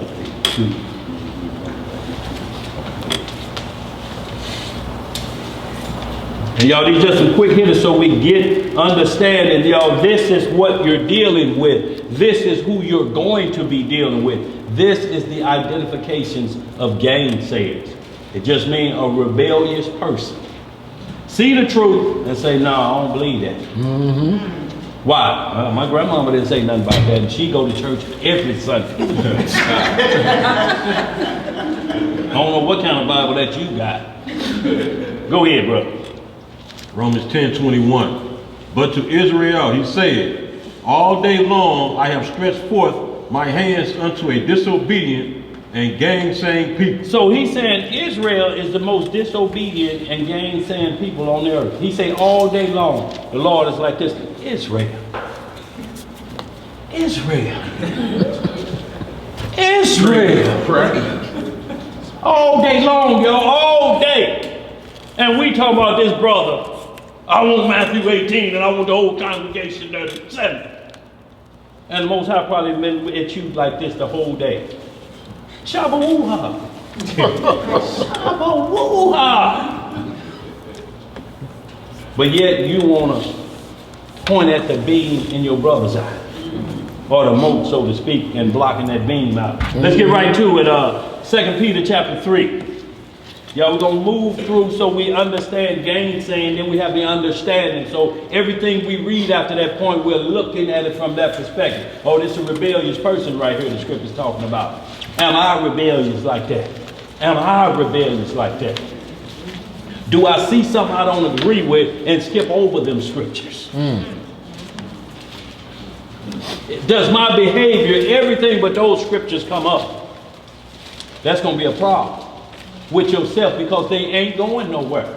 They're going to keep coming up so that you don't die in your sin. And what that means is accepting wrongdoing. Like this new LBG, TFHIJK, LMON groups. They got so many names right here that say, I truly believe the Father made me a man trapped in a woman's body. That's rebellion. You know better than that. Tamar Braxton said that God made a mistake with her son. Now look, see, I want y'all to think about the rebellion in that. If he makes mistake, what you praying to him for? Right. Why are you wasting your time? You could pray to anybody. The wine head on the corner. Look into the bottle and tell me what you see. Hennessy. Right. So at this point, if he makes mistake, you can't trust him. It would be a waste of time, wouldn't it? Go ahead, where we at? 2 Peter 3:3. 2 Peter. Everybody there? 2 Peter chapter 3, verse 3. What it say? Knowing this first. Knowing what first? Knowing this first. That there shall come in the last days scoffers, walking after their own lust. Walking after their own lust. Y'all, we can't be on Facebook getting into wars about things that are not salvational issues. Right. And I'm talking about knockdown, drag out conversations like is Esau really the white man or is he the Arab? What difference does it make when all nations gonna bow? What difference does it make? Why are we arguing about this when the bottom line is Zechariah 14? All nations gonna come up and serve thee. Every nation that was involved with Psalm 83 got a price to pay. Why are we arguing about that, ready to go to blows about that? What about the flat earth? What difference does it make if the earth flat around? What difference does it make when we talk about salvation? That's all we asking. How does that make us? Well, see, because they're tricking you. And what you're saying, the kingdom can't sit on around earth? If that's what you're saying, what are you saying? At least give us some information that's tangible to us why we would understand or even get into a conversation about this. If not, y'all keep it moving, y'all.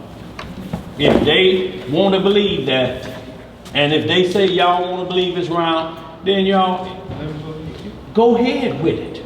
But the bottom line is the kingdom coming to earth.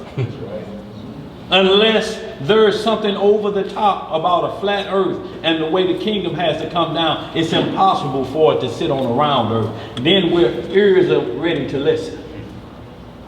But y'all, YouTube has opened up a whole door of overnight keyboard warriors. If Ishmael is Esau and Jacob has to on Esau's heel and the kingdom turns over to Jacob, we got 2,000 more years to go. Got some trouble. Because Esau got to hand it over to Ishmael. And then Ishmael got to hand it over to us. How long y'all think that's going to take? Why are we wasting our time with that? How long will it take? That's at least another 2,000. But the bottom line going to be the same results. Both of them still going to bow. Those two sons of Abraham still going to bow. No matter how you slice it, bowing's going to take place. So why we are? Let's read some more. Where we at? Verse 4. What it say? And say, where is the promise of his coming? Right. For since the fathers fell asleep, all things continue as they were from the beginning of the creation. So this is some of the other things that say you'll hear Farrakhan holler. They waiting on some man to come out of the clouds. Jesus already here. So you talking about Elijah Muhammad. That scoundrel that talk about the Quran, but yet use the story of David and Bathsheba for his transgression. Y'all, this is who he calls the Christ. Put his fault on another individual. I'm just doing what David did.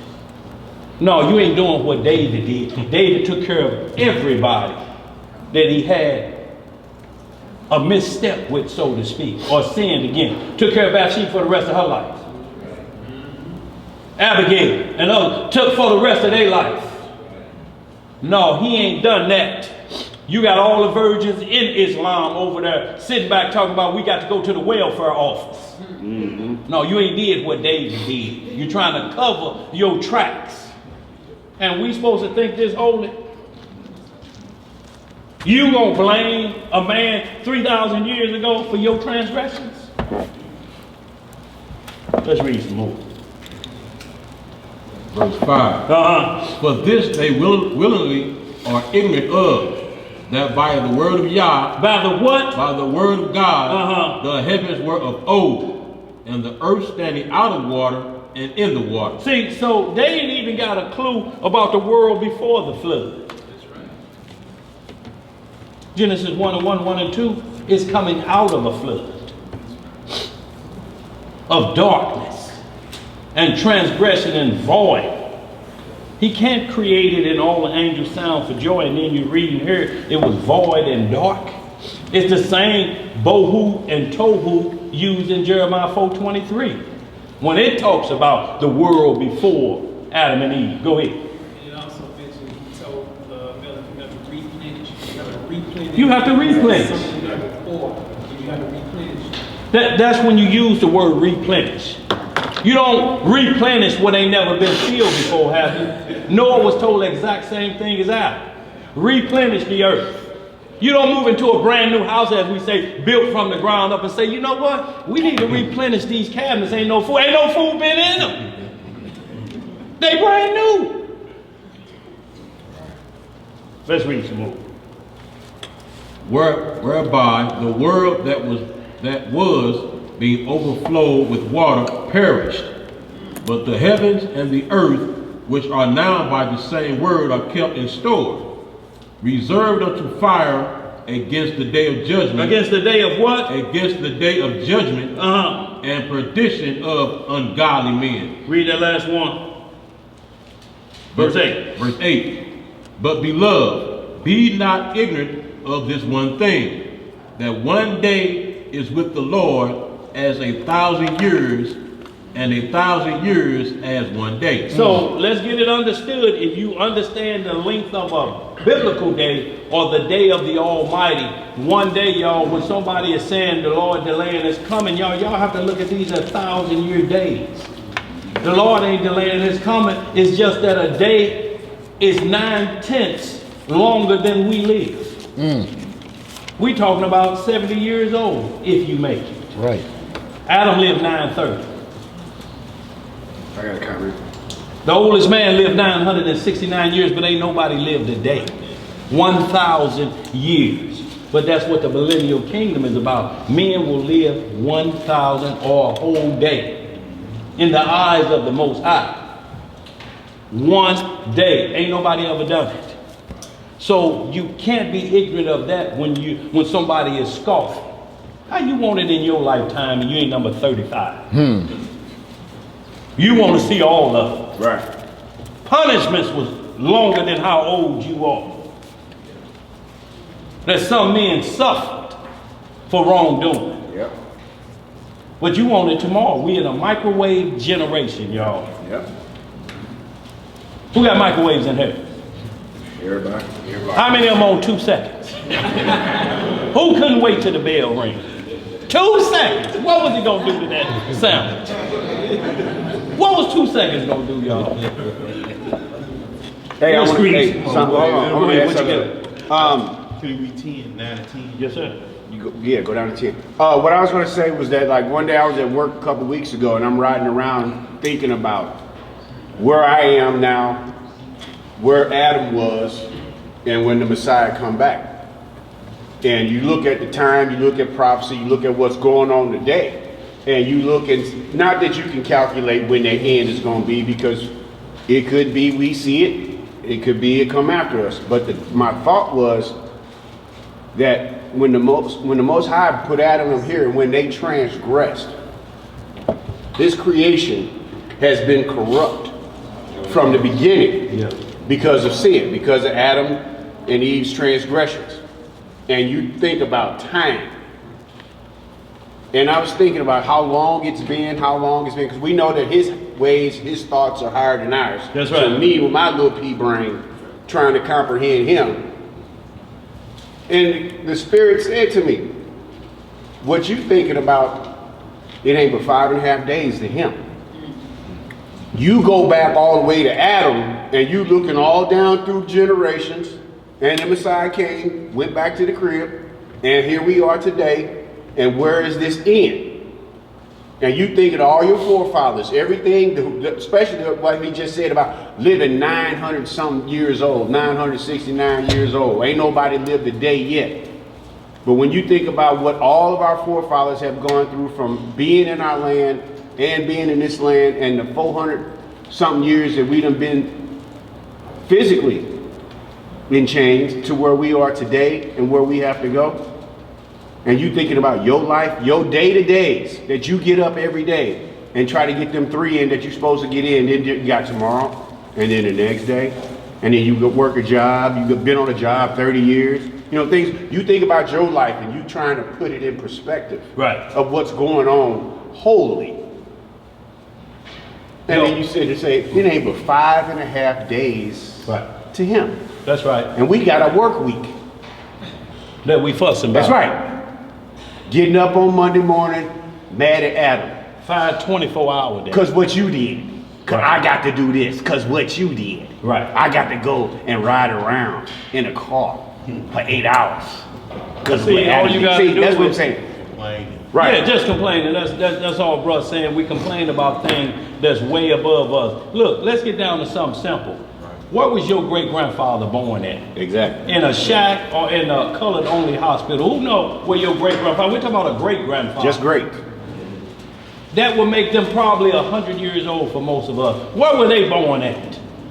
And we worried about way back here. And you can't even answer this question. Who knows their great-grandfather? I don't. Who knows? You know yours? I knew What's his mine. name? I'm just saying, I know you probably know. O.C. Murphy. I knew mine. Born where? What hospital? See, they already knew though, because I told your father he's born in that shack off that dirt road. No, I'm just messing with you. But this is, as far as y'all, we going back, y'all, and we worried about some things way over there. So when you hear somebody talking about how long it's going to be before the Lord come back, you impatient. Mm-hmm. You don't Let's be like that. Job. I know my Redeemer liveth, he comes. Right. The covenant with Abraham, 400 years. The average lifespan at that point, wasn't nobody living past 200. So Abraham said, look, that's 200 past the longest. Abraham lived 175, and it's saying 400 years. Immediately he thought, I'm not going to see that. But he believed. That's right. That's right. The first slave that got on the ship to know the prophecy 400 years, you know you ain't living 400 years. Yep. You know this it. I'm going to die this way. Yep. I'm going to captivity. I'm the first one on the boat. I can't live 400. You know it already. And you know what they finna put on you. If you get 50, you'll be lucky. You 35 and you ain't get 300 bales, it's finna be hell to pay the captain. Let alone talking about 70. Shit, you only got to live as long as you can work. Pars and powder coming out. Wasn't no fat slaves. You ever seen a picture of? But the ones working in the kitchen. Because they had the sound. But wasn't no fat slaves. Ain't no pictures of fat slaves. Say no fat ones hanging from ropes either. Yo, we can hold right there if you want to get some more of that. Verse 9. Let's read this verse 9, y'all, so we can get going. Who got questions? Go ahead, Sid. So ain't your mama wasn't fat? She And was mama cooking. wasn't a slave, so I mean, in what we're talking about, but she was cooking. Pancakes all the time. A lot of leaven and taste. A lot of leaven and taste. And look, a lot of times you had to taste that before the rest of them white folks ate it. Uncle They Ben wanted was to slim make because he ate sure rice. you hadn't put the poison powder in there instead of them leavening agents. That's what you slipped in there. So taste them waffles. Hey, Daddy? Yeah. Is that why Uncle Ben was slim because he only ate rice? Boy, that's it. Where we at? 9. Verse 9. The Lord is not slack concerning his promise. He's not what? The Lord is not slack concerning his promise. Look, the Lord don't swipe left about his promises like we do when it's something we don't want to agree with. He don't swipe left on his promise. Go ahead, brother. And some men count slackness, but is long suffering toward us, toward usward.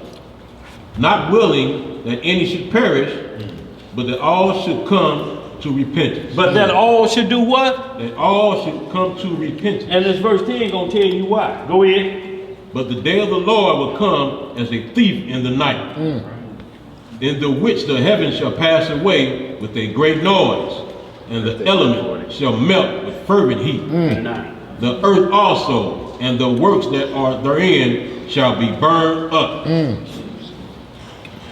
That's it. That's it. Y'all can read the rest of that, y'all, for better understanding. Y'all gonna hit this last one. We're gonna get right into the subject matter at hand. We're at the 3 o'clock hour. Jude, it's only one chapter, right before Revelation, verses 9 through 11. So y'all see that. What you got, bro? What you got? Yeah. No, I was going to say, go ahead, bro. Somebody I seen this preacher use a scripture. I guess he was saying that this is a part of the class of Gainsaying. It is John chapter 5, verse 18. But he only used the one verse. It says, therefore the Jews sought the more to kill him, because he not only had broken the Sabbath, but said also that Yah, his father, making himself equal with Yah. See, so they ain't understanding what that means. But like I say, this is more gainsayer or point to that. So you're saying Christ and the Father are equal. Yeah. And he say he's sin too. Right. He And they say he's sin. See, they say he broke the Sabbath, but that's all self-explanatory.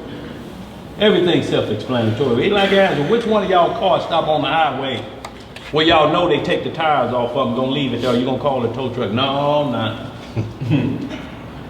There's a tow truck cost already.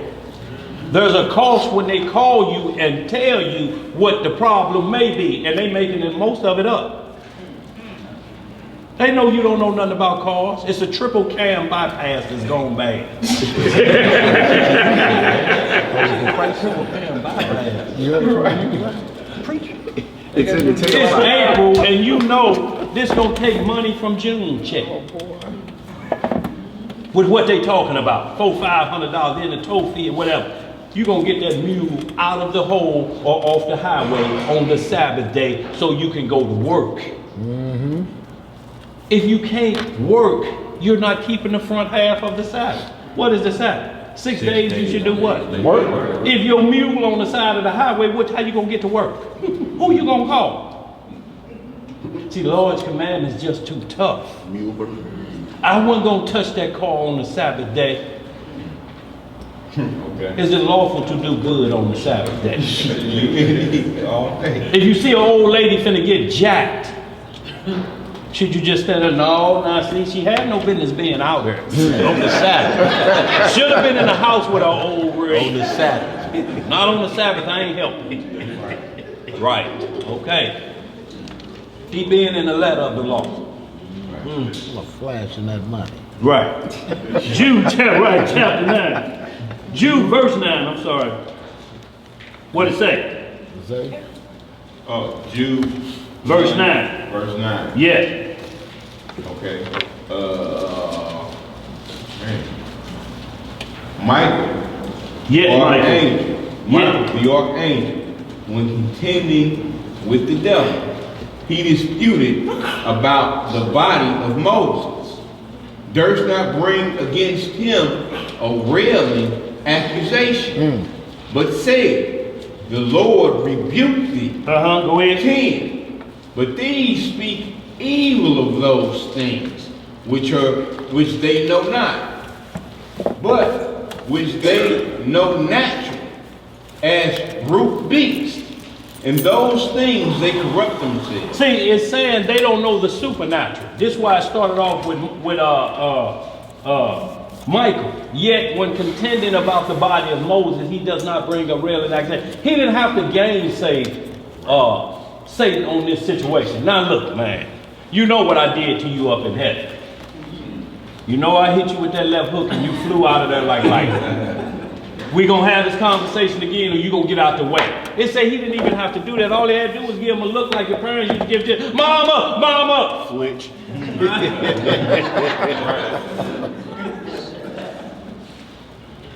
Okay, just like I thought. So he didn't have to gainsay on Satan about that. And then he go into the carnal side, because that's how we gainsay. We become brute beasts now. Talk about people like a dog. Our own brethren and sisters, y'all. This is why love thy brethren is so important, y'all. We done got so far away from what we supposed to be doing. How you ever gonna love the Most High and we can't get this straight with one another? We got to live together starting off at 1,000 years. How? If we don't get it in our mind and preach this word, because every person we see, we don't like it, they make it to the kingdom. You're like, look at this nigga come. In the kingdom? Right. This nigga. I know the Lord is tripping. The Lord is tripping. Read some more, bro. Just down to verse 11. Okay. 11. Woe unto them. Woe unto them. Go ahead. Woe unto them. For they have gone in the way of Cain, and ran greedily after the error of Balaam for reward, and perished in the gainsaying of course. So so it's saying the same thing. They perished in the gainsaying, the accusations and the foolishness that they were saying. The same way, y'all, we become brute beasts. Y'all, and how we are understanding this word, we drop down to beast level. All our talk is beast level. Everything is from a beastly perspective. And y'all, we about to see it even move to a different level of fruition when bestiality is made legal. We're really gonna show you what type of brute beasts we are. Right. They are. Because if same-sex marriage going, you know they're already arguing about I should be able to marry my dog. It's legal in Canada. Yeah. This one man wanted to marry his car. Sex robots out here taking over the prostitution industry in Amsterdam and put all of the live prostitutes out of work. Y'all Google that. Sex robots have taken over. Y'all, this is what's finna hit this earth right now. We live in them days that as many times we used to say it, we and Ty were just talking in the car on the way over here. We used to talk about these things happening. Like I can remember 10 years ago, we was talking about the sex robots and all these different things, but it's actually It's here.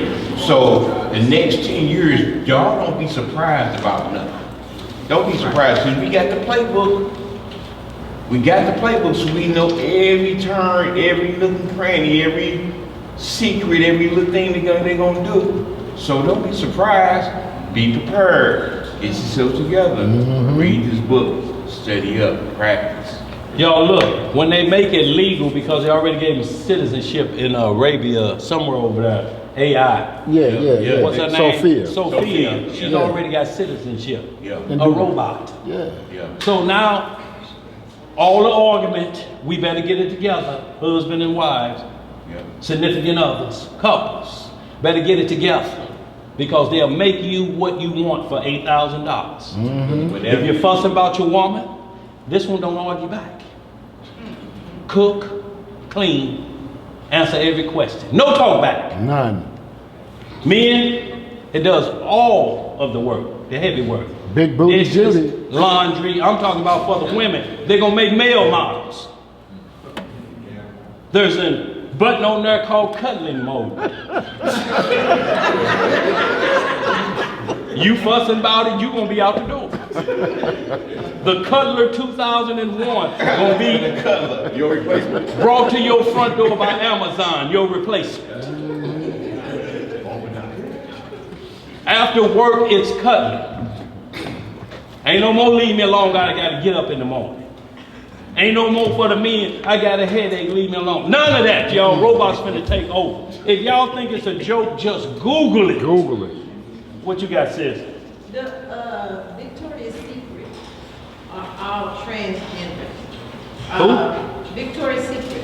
Sister Keisha, and he been doing studies, but she been doing the most study, and she found out. Oh, a lot of the models. Secret models are transgender. They go with the new trend as babies. You looking at these people, these movie stores with their kids, and their kids are not what they supposed to be. They're turning the boys into girls and the girls into boys. And the next curriculum coming to St. Louis is it's okay to choose what sex you want to be in class. Absolutely. Well, that's hitting out here. You ain't got to be by the title of male and female like the Bible. This is what it's coming down to: a cause to get rid of the laws of God. You don't have to worry about male and female. You don't have to worry about that, y'all. But I want to get to some of these contradictions, y'all, because we're in the 3 o'clock hour, y'all. And this is our main thing from the Gainsayers. They're going to come with contradictions of the Bible. If they shake your foundation about this, ain't no need in you doing, because you're going to think something else. Doubt will creep in. There's zero contradiction. It may look like contradiction because if you don't know the rules of the Bible talk root and then it talk offspring. But it always go back to as it was in the beginning, so you get the beginning of the matter. Satan is an imitator. Everything that came after the creation is bootleg. Look at it like that. You got the real deal, then you got bootleg. If somebody had a pair of Gucci's in the Chinese shop, you know they ain't real. Yeah, dog got them Gucci's. Who got a question? What you got, sis? Just heard recently, the baby's been out there for a while. You can take a shot and get tan automatically with that shot. Right. The women are taking those shots where they look just like this. Yeah, but it ain't the same, y'all. You look like that one lady, look like she got that, what's that spread you use, give them crackers, that nut mellow or whatever, what is it? Nutella. That's what she looked like. Y'all ain't seen her, that white woman that stayed in the tan and boots too long? Yeah. Should have been a turnover button in there. Where we at, y'all? Let's get this, y'all, because we're getting far behind. Where you want to go? That's where you at. Jude, he finished that. Jude. Y'all, we're going right to just a couple things of the naysaying that the Messiah warned us about to be prepared for, y'all. And then I want to get into a couple contradictory so-called areas of naysayers and gainsayers. Was Rabbi Brother Dre about it. A couple things that they'll try to go here, who really killed Goliath, and people are looking and they stunned. That look like the Bible is contradicting itself, but it ain't. All we have to do is stay with the subject matter at hand and don't go for the sleight of hand. Right. Magicians are always like this. You're watching that, but this hand is slipping the coin up in there.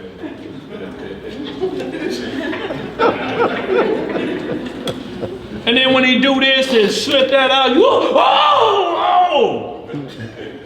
Don't go for the okie doke, y'all. Just keep watching that hand. Just keep watching.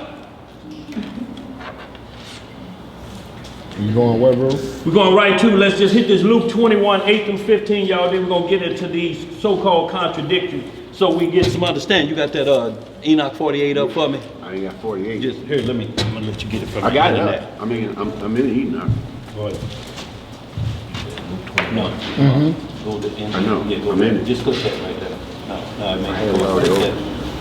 Oh, you had already open? Yeah. Congratulations. I just didn't know what, I kept asking you what 48, chapter. 48. You got it. I got You it. just took the last one? Yeah, you did. You do 2 and move, Okay. then you take Luke chapter 21, verse 8 through 15, y'all. And this is just showing how we ought to be, y'all. And then it's letting us know, because we understand this truth, because we found out we Israel, we can't then become gainsayers either. You know, because if your parents, you've been telling you Israel, and finally they find out, and they call you like at 1 o'clock in the morning, panic. We can't become a gay. No, call your pastor. Don't call me. See, you wouldn't listen to me 2 weeks ago. I was trying to tell you, stupid. Where you preach at? He don't take calls this time out. See, we can't do that. You be like, hey, what's up? What's up? Look, we got to work in the night watch too. That's right. Instant, in season, and out of season. If it can wait till morning, then it'll wait till morning. But if somebody calling you at that time about a biblical, get up and wipe your eyes and what's going on. Not for no tomfoolery though. Bro, you're not going to believe this. What you was telling me the other day is happening right now. What? You sit up straight there, but you can't gainsay. No. See what your pastor say. He who you giving all your money to. See, we can't become gainsayers after we receive the truth and turn it back on them, because guess who you doing it to? Ain't nobody from no other nation calling you at that time in the morning, is it? It's your family members. That auntie that was saying it's cute you in the Bible, but she gonna be calling when it get hot and heavy around these parts. It's war in the Middle East. Y'all have to understand, Kim Jong stepping down don't mean he got rid of them warheads. That's right. They just come to terms. If you stop right now building, most of your people can get off the grass stoop and that dog meat and small potatoes. Because that's all they eating over there. No penicillin, no opioid, nothing to take pain away. They get children's aspirin when sanctions are put on you. But they got a nuclear warhead to make things even. Where we at?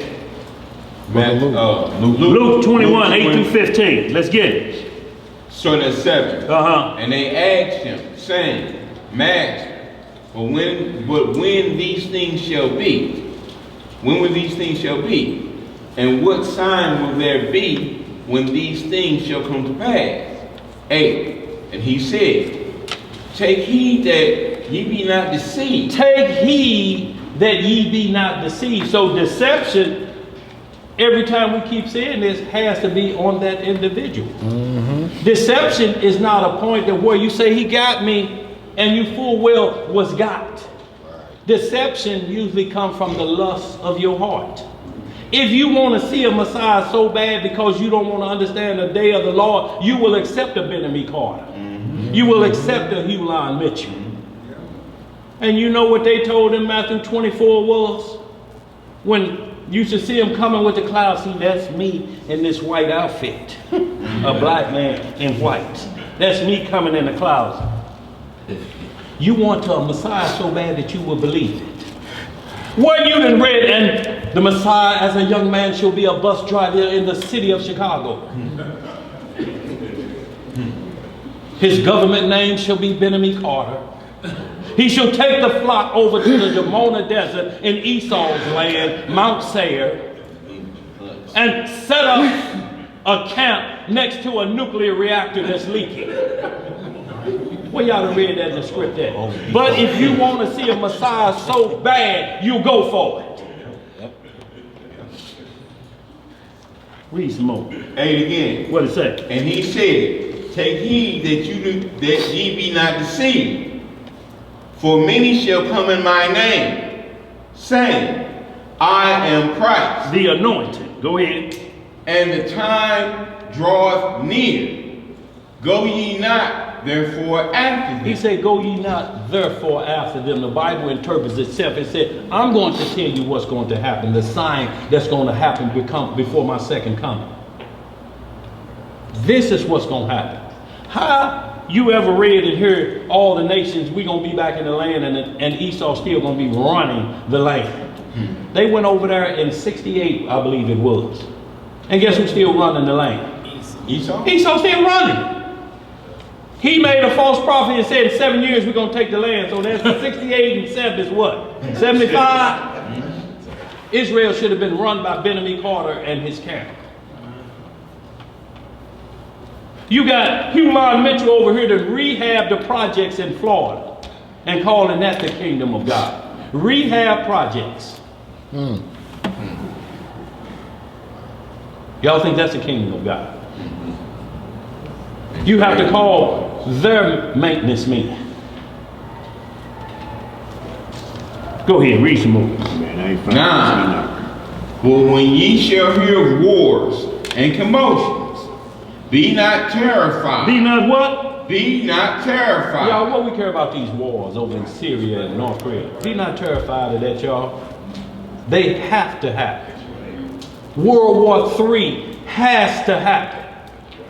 At least the start of it, to make the whole world start. The Antichrist gonna come on the earth at that point. He's the one gonna stop it in its tracks. World War III is not the Battle of Armageddon. Two different things. Armageddon happened after the 1,000-year millennium. World War III is where all the nations are about to destroy planet Earth until they get a light savior in manner that's gonna show up. And Trump finna move that embassy over there. Where else is the Antichrist gonna set up shop at? That's why they going crazy over there now. If he set up the embassy there, then they get the Dome of the Rock back. It's an Israeli state now. They control all of that part of the Middle East. And if they build a new embassy there, who you think going up in there? Let's read some more. You had something back there, LC? It's drying up. It's drying up. Army's gonna march across. Hey Daniel, is there a subject matter for the book of Enoch that you're looking for? No, just 48th chapter. I'm just going to find it in your chapters. Here, go hit that internet then. See that fire, what it is? No, down the bottom, the internet like Explorer, but it's the fire one. Down at the bottom on the tube bar. Okay. That right there, come on back down. Yeah, get rid of that, but right there. Yeah, go to the internet and pull up Enoch 40th chapter. Let's come on, y'all. Let's get Luke 21 and 9. What it say? But when ye shall hear of wars and commotions, be not terrified, for these must first come to pass, but the end is not by and by. What, y'all want to read that again? What y'all saying? Who's saying that? Read it again, Isaiah. Okay. Read it again? Yeah. Okay, sorry about that. But when ye shall hear of war, 9. But when ye shall hear of wars and commotions, be not terrified, for these things must first come to pass, but the end is not by and by. So it's saying we're going to hear more, but that's just the beginning, y'all. That's just the tip of the iceberg. Don't get too concerned and start labeling false prophecy and telling everybody the end is near. Do y'all know the end of the world is supposed to happen on April the 23rd? Y'all know that, right? Yeah. They got a lot of prophecies out there now about the world ending. Look, why would you be concerned with that and we done skipped all the prophecy? So that means the Antichrist have to set up shop. He has to be nice for 3.5 years. Then he have to turn rogue after that and kill all of us. And all that's got to be done by April the 23rd. Mark of the beast. We missed the mark of the beast too. In 2 days. All of that has to take place within 2 days. Why would you even entertain? Let's read some more. 10. Then said he unto them, Nation shall rise against nation, and kingdom against kingdom. And great earthquakes shall be in diverse places, and famines, and pestilences, and fearful sights, and great signs shall there be from heaven. But before all these, they shall lay their hands on you. So let's get it understood before any of the wars really come to pass and the signs you see, they're going to get you in check first. So when you see these signs, they already got you on lockdown. So now you got to think, them signs or they got me locked down. They're going to lay hands on you, on Bible believers. It's crunch time. This is to test your faith at this point. You've been talking a good game, but you're able to go to Taco Bell at 2 o'clock in the morning. Illuminati.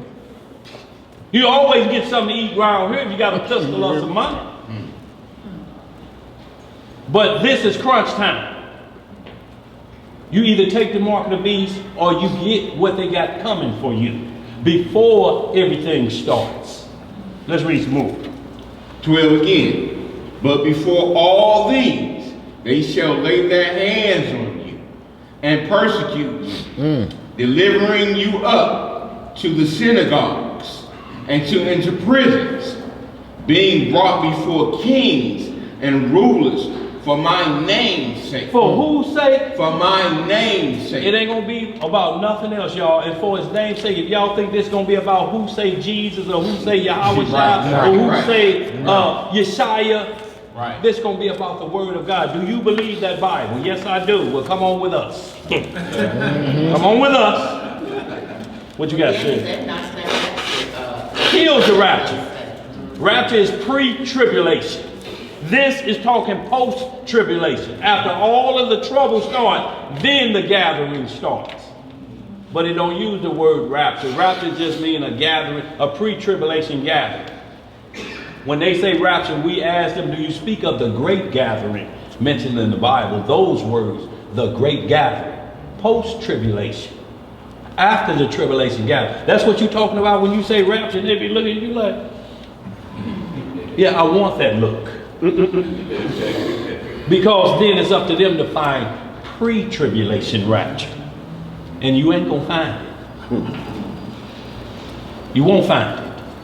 Let's get it. Where we at? 13. And it shall turn, and it shall turn to you for a testimony. For what?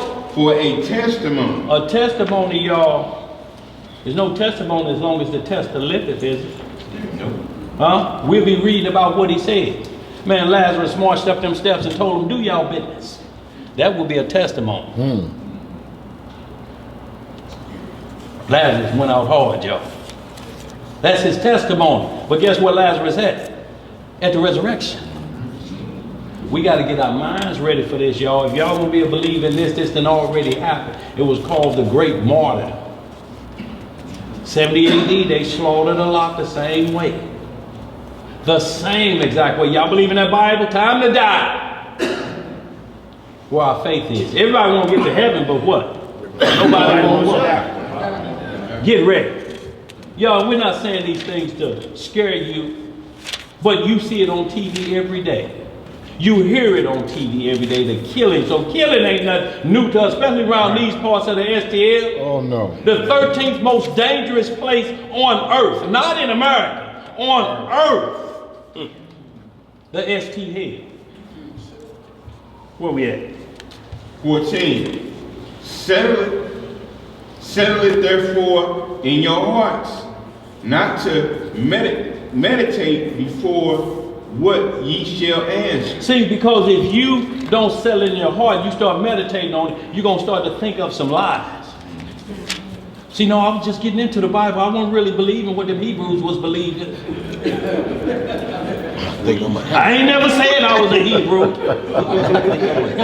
Hebrew.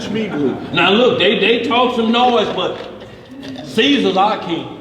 It ain't gonna do you no good. And we laughing about it, but them days gonna come. Yeah. Them days gonna come. Them days is here. But if we hold fast, y'all, this next verse gonna tell us what we got coming. Go ahead. We're going to be preternatural. Go ahead. 15. For I will give you a mouth and wisdom. For 15. Read that again. For I will give you a mouth and wisdom, which all your adversaries shall not be able to gainsay, nor resist. See, they won't be able to mock what the Spirit is going to tell you when your heart is fixed. When you say, look, I knew it's been coming. It's actually in our lifetime today, huh? Y'all about to do it, huh? Y'all about to get me, huh, for this word's sake. And they going to be looking, they like, he ready to go. He ready to go. That's going to change the whole mood of the gainsayers.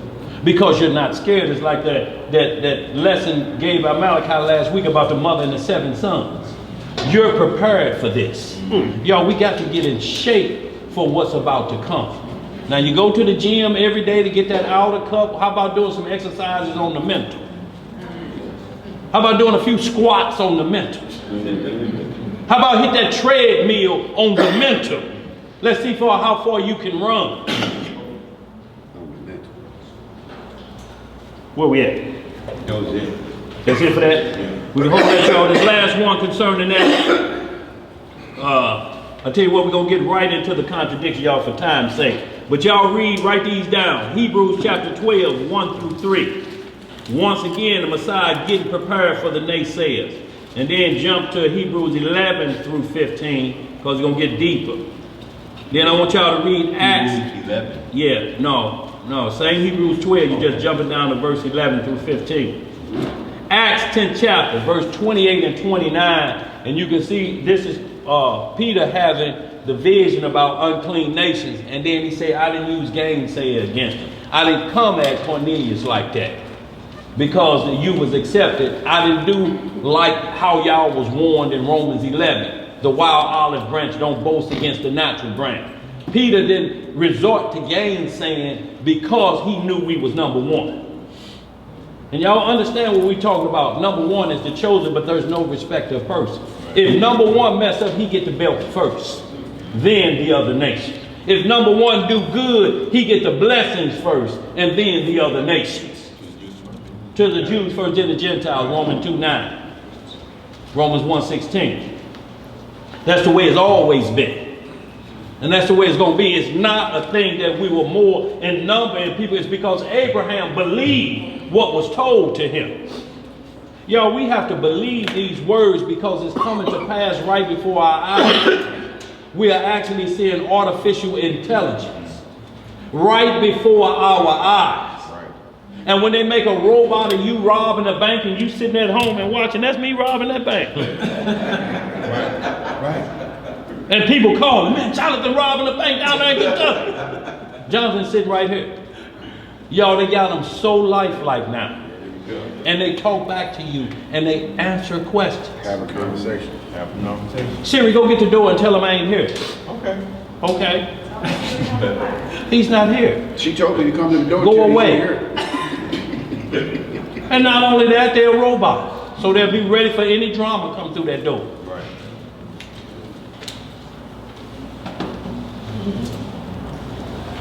John chapter 3, y'all. We're going to get to a couple of these naysaying. And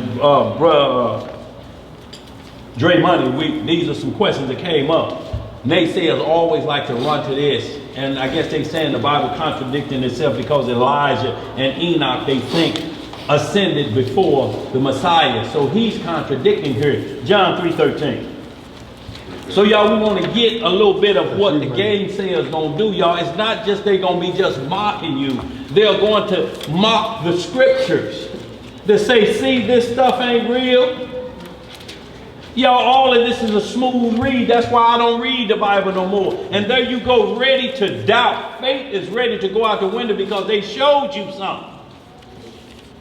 From a gainsaying perspective, y'all, it's people out there that read the Bible to look for errors. Those are gainsayers. Their job is to point out fault in what you're saying because it's the only book got holy on it that really means it. How can the Quran, they'll tell you everything in it ain't the truth. It's got some shortcomings. Well, this one don't. We're not getting, and that's why you always hear Muslims say, you know your Bible. You don't ever hear them say, you know your Quran, do you? You know your Quran? You know your Quran, brother. They ask, do you know your Bible? When any discussion or topic come up, they are talking about the Bible, not the Quran. Y'all know they want to wear the real. They carrying bootleg. Talking about the Quran is an extension of the Bible. The Quran came 600 years after the Messiah. Ishmael, the father of the Arab race, was taught the laws by Abraham. Ishmael had the commandments, not the Quran. Judgments and laws. This is what Ishmael understood, not the Quran. That came later as a war of Ishmael, man-made doctrine. One side believed Muhammad, the other side believed this other guy. I don't even waste time getting into it. And in their book, they say what's in here, that the Messiah is the most blessed person on. In their book, this book don't talk about Ishmael and the Quran. Ishmael took his brother Isaac to the side and raised up his skirt and told him that he did it to him. He said, look at this. He said, you think you special? You think you the only one of the covenant? Look at this. I'm circumcised like you, and I'm older than you. Right. You're not the golden boy to me. Right. We read that last week, bro. Spirit moving in you. Where we at? John 3:13.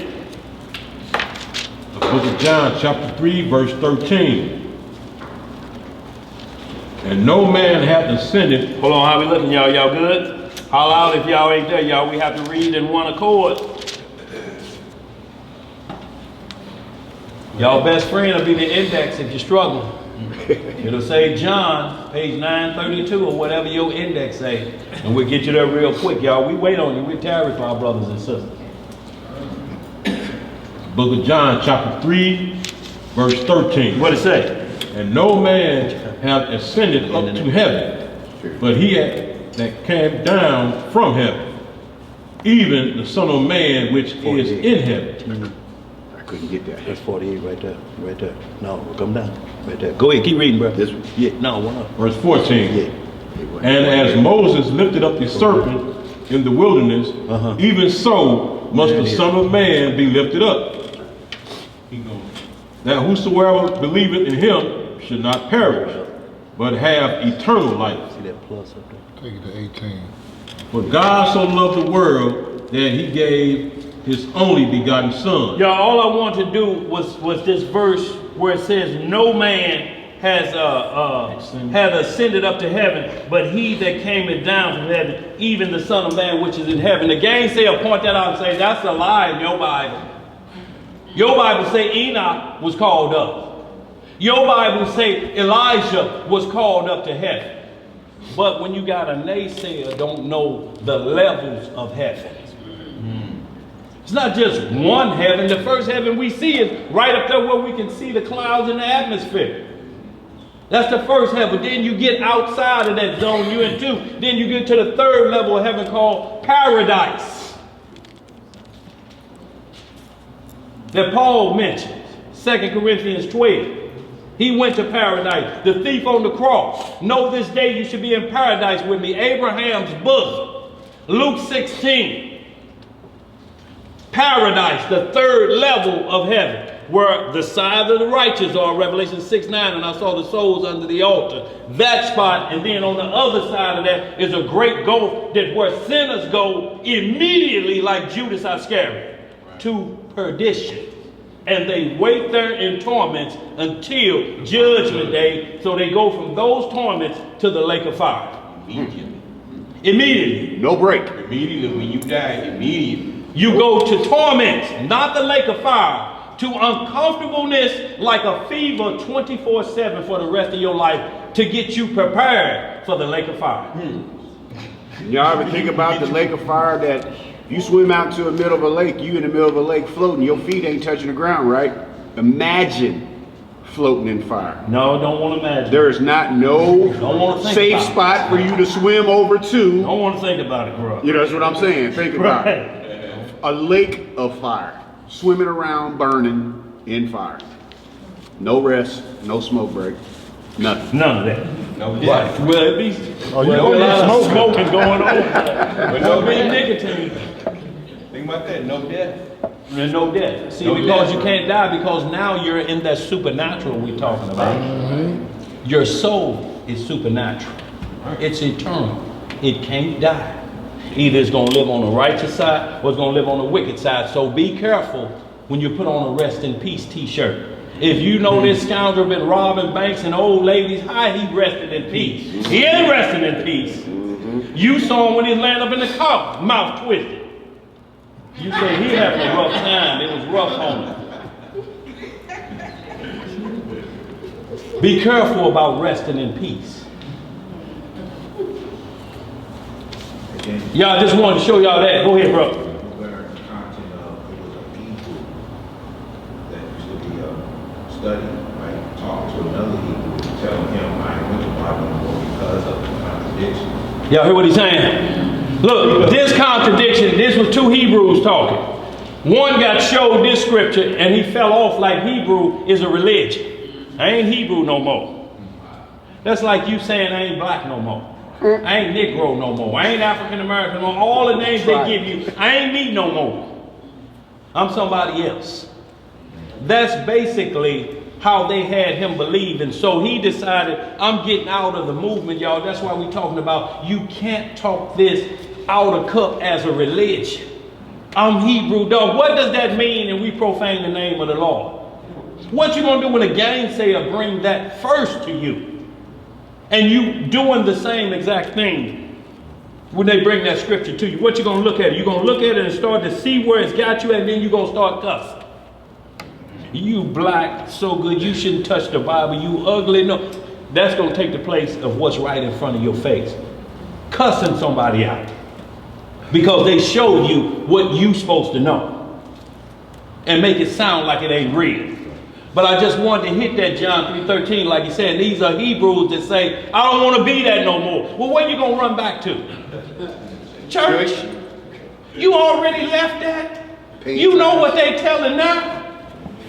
Trying to play catch up on times. Or going That's back about to it. the lie. Going back to the old life and being okay with it. That's right. So let's get right back to the answer to these contradictions, y'all, so you understand the root and the offspring. See, a naysayer don't know when Christ is talking about this. When he said, no man has ascended but he who came down. Other people went up, but they didn't go to the right hand of the Father.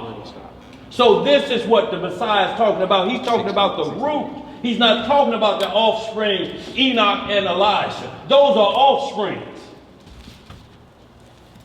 He's the root. John 17.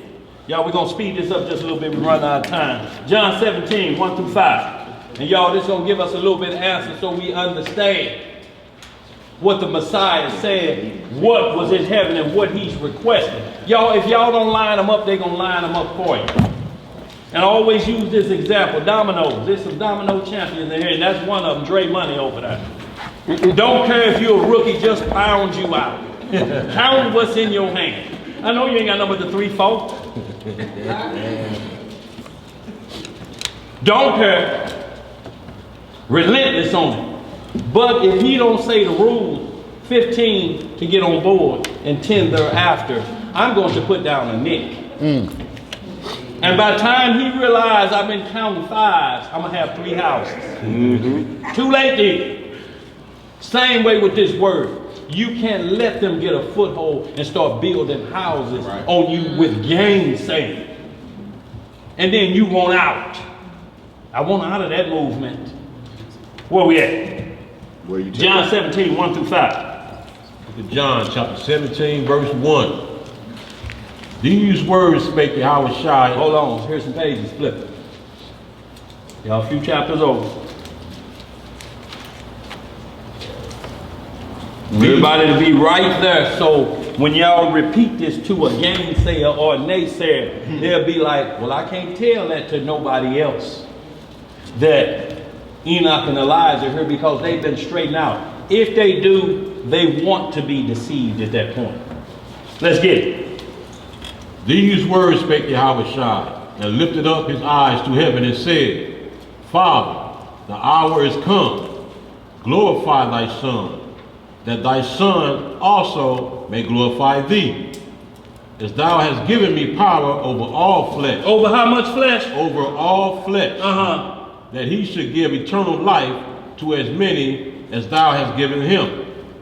And this is life eternal, that they might know thee, that the only true God, and Yahweh Mashiach, whom thou hast sent.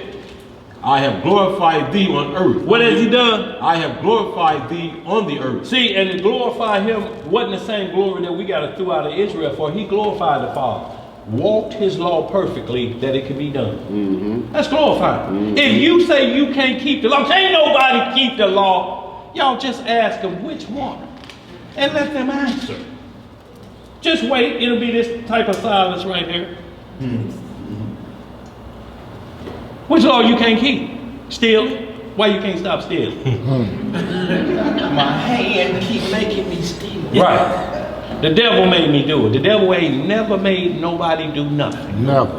The devil asks you about your lust. Come on now, come on. Come, you kidding me, really? You just gonna be this. There's no fun in that, just keeping God's commandment. Come on and look at real fun. Y'all, don't y'all understand what he calls real fun is chaos? Mm-hmm. Every one of these shows on TV, Real Housewives, Real Husband of that, it's mixed with chaos. Real fags of this. And so when you wait on the next episode, you want to see these two people squabbing. Yeah, she gonna slap the piss out of them today. That's what she said the last episode. So you sit here waiting for chaos and violence to come into your life, and you figure this is what it's about. But because they're on a yacht and they popping bottles, skimpy girls in bikinis and sexy lingerie, you think that's fun? Men chest out, but they heart full of wickedness. Chest puffed up. Cardi B showing how she got pregnant. Hey, the whole nine. But that's what we want to see. That's what's showed to us versus the other side. Mm-hmm. So they're naysaying at the Bible. Y'all don't keep all that goody two-shoe stuff. This is where the action is. This is where the fun is at. Mm-hmm. Wife swapping. Right. Girl on girl. Boy on boy. But we on the yacht. Wheezy F, baby. You know what it is. Read some more. Verse 4 again. What it say? I have glorified thee on the earth. I have finished the work which thou hast given me to do. And now, O Father, glorify thou me with thine own self, with the glory which I have with thee. Read that slower, a little bit slower. And now, O Father, glorify thou me with thine own self, with the glory which I had with thee before the world was. With the glory before what? Before the world was. See, the Messiah had glory before the world was ever created. Mm-hmm. This what he said, and that's what the work was about. So I get that glory back to come back and stand next to you. So that y'all open the door for us that we can stand there and be amongst the Father when the New Jerusalem come to earth. Where it says the Almighty and the Lamb or the temple. It is y'all, we'll be back talking to the Father. He ain't gonna never leave his throne, but we'll be able to talk to him like Adam used to.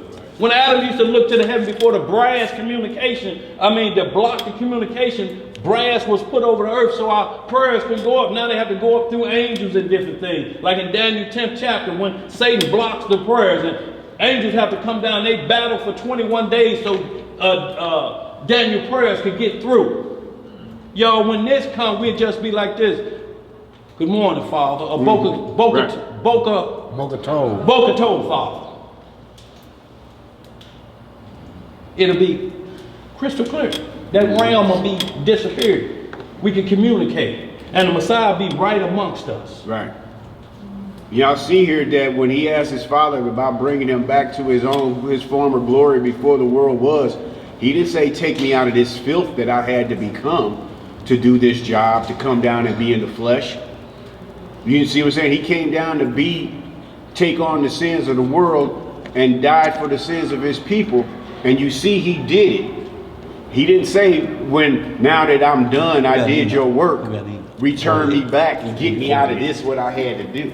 You see what I'm saying? He ain't say he was dirty and filthy and make me clean again. Right. All the stuff that I had to take on for your people, my people, what I had to come down here and do, return me back because I'm ready to get out this filth that I had. He didn't say none of that. Right.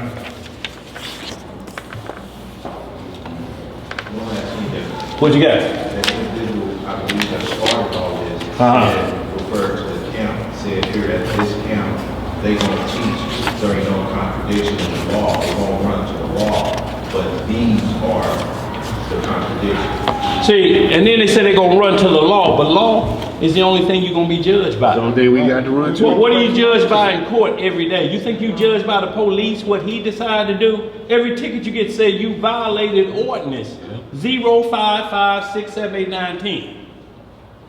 When you commit a felony, as the statutes of a felony, such and such, such and such, such. That's what you face. So in like manner, if we run to the law, that's what we supposed to do. Y'all see how the Gainsaying is? They gonna run to the law. Why shouldn't we run to the protection?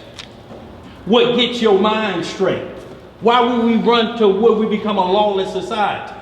Where there's no law, there's no sin. That's what they want. Judge. They want zero judgment. They don't want no judgment. That's what the Sunday worshipers do. And the alphabet camps bring in reincarnation, which means no judgment. Because they come back over and over and over again. Where Hebrews 9:27 say it's appointed for a man to die how many times? Once. And then the what? Judgment. So ain't no reincarnation in the scripture. No. What it is the escape of judgment. But you ain't gonna escape judgment, y'all. Every secret thing, whether it be good or evil. Y'all, so you can do some secret good things. You don't have to tell everybody about what you did and broadcast it. Those things will be presented. So when you see this person walk in the kingdom, you'll be like, oh, but that secret thing gonna be showed you this what he did. He's worthy to enter in. What you got, brother? Just help me understand something. Okay. I do understand that some people will go to tradition and some people will go to Abraham's bosom. I understand that. But what's the difference between them and the people that rest and sleep until the Same spot. Abraham bosom is that same There's just a gulf. There's a gulf in between. Abraham's bosom is just rest. It's a resting spot. That's where you rest in peace. Oh, but if you've been raised in hell all your life, You going to the other side of that gulf. You're a hell raiser. See, and hell is not the lake of fire. It's the grave. Hell is just the grave. Hell is a holding spot for the soul till they get to where their destination either is going to be in righteousness or it's going to be the lake of fire. Ecclesiastes 12 through 14. Those that be going risen for everlasting life and those to everlasting damnation. I'm talking about you go from here to the lake of fire. Ain't no pass and go. Right there to the left. The righteous will come in and inherit y'all, but that holding spot, everybody ain't resting in peace. When you hear the true word, Revelation 6 and 9, make sure you get that. I saw the souls on the altar. How long, Lord, before you judge them on the earth that killed us? And he said, y'all gonna be put back to sleep, but white robes and palms was given to them in their hands. That's a signification of you are saved at this point. Anybody saying they saved and ain't got on no white glistening robe, whiter than any fuller can get them.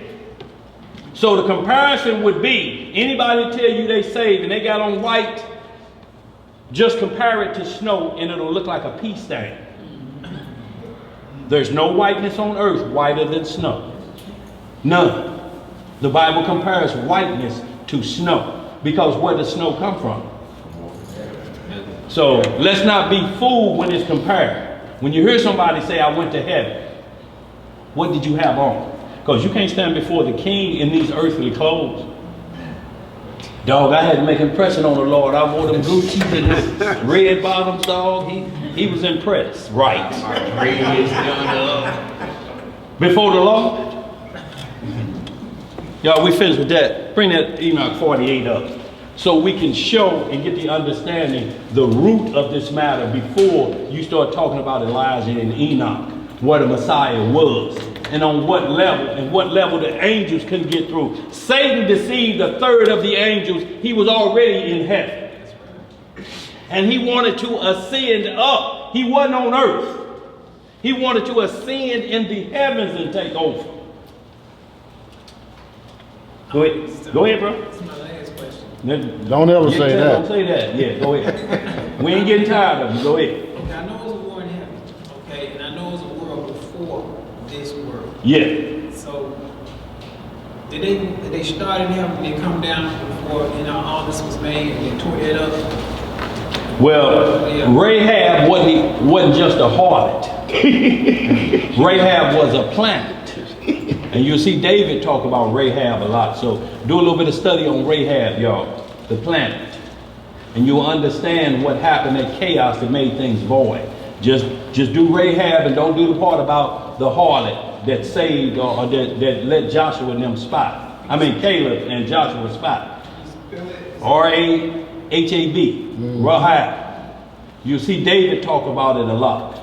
And what happened, what's the word for chaotic and outer space? Cosmoclitic, how you pronounce it? Cataclysmic? Catechism. Yes, thank you, brother. That's what In I'm the there for. heavens. Yes, sir, brother. That's what we're talking about that happened in the heavens. Where Lucifer was a high priest, Ezekiel 28:12 on down, talk about his rulership. He had on a breastplate. He's a high priest. He's running things. But he's not going to be servant to a dirt man. This is why he tried to rebel. And look, if he conned a third of the angels, then it's a whole number, right? Mm-hmm. That means it's 2/3 somewhere, ain't it? Mm-hmm. Who know the number of them 2/3? Mm-hmm. But look, it's going to be 2/3 of us that get killed. It's the 1/3 replacing that because they're going to be all, we don't marry in the resurrection. We should be like the angels. It's replacement so it stay full. A lot of questions and answers out there, y'all, that one need to ask himself, because the word of the Most High ain't coming back void. But he say the angels are like the stars of heaven. Count them and you know what the whole number is. Can't you? Like the sand of the sea. Count them and you'll know the whole number. But there is a whole number of angels. 1/3 of them fail with Satan. And y'all think about supernatural kind. And y'all think the devil wasting time tomorrow, you made him do something?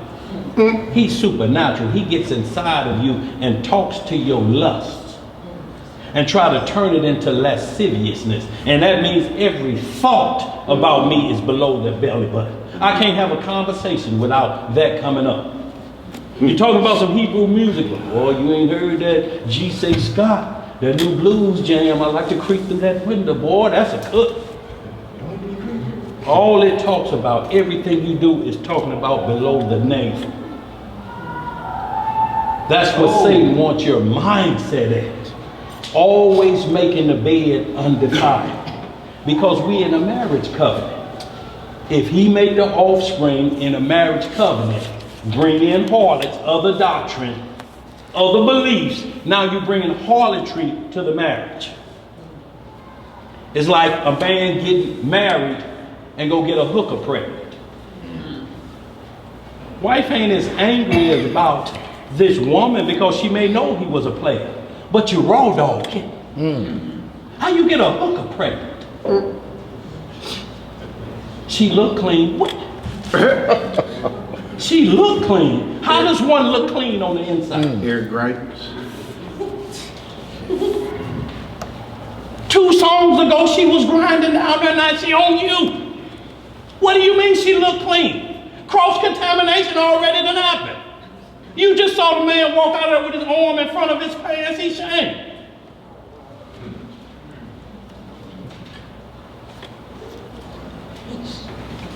Enoch chapter 48, 1. We're going to get to the glory of the Most High so you understand these things, where the Messiah was and what Satan wanted to do.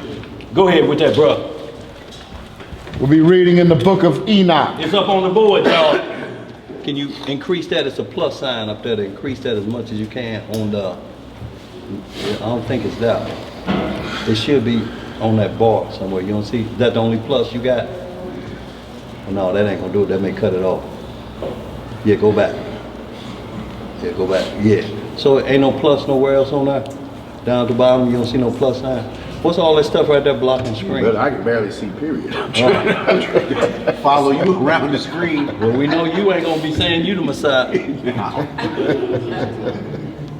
But don't worry about y'all. We're going to read it out loud. Y'all just mark it down. Enoch chapter 48. Bro, I'll be able to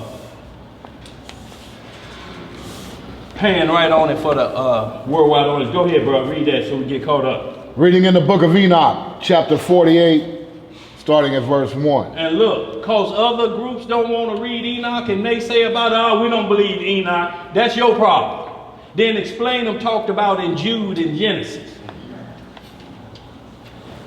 Testimony.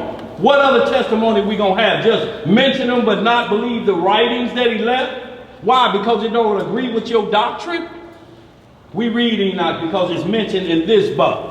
It talks about Enoch. It talks about Enoch in this Sirach, in the Apocrypha. It was never a man translated like he was that came after Adam. He was different from, his translation was even different from Elijah's. You can read about the translation of Enoch in this book of Jasher, 3rd and 4th chapter. Get busy with it.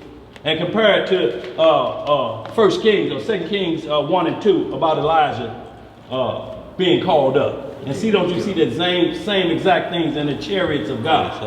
But this gets deep about Enoch's translation. Let's read some more. Where we at? The book of Enoch, chapter 48, verse 1. What it say?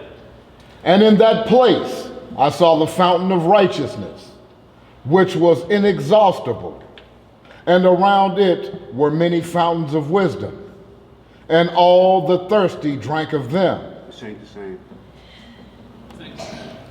You had to somewhere else. Yeah.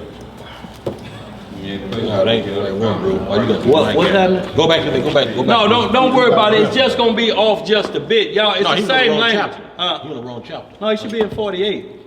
48, 3 X's, a 5, and 3 1s. Ain't that 48 in Roman numeral? X means 10, right? Oh, that should be 4 X's. I'm in 38, ain't I? Yeah. That means y'all paying attention.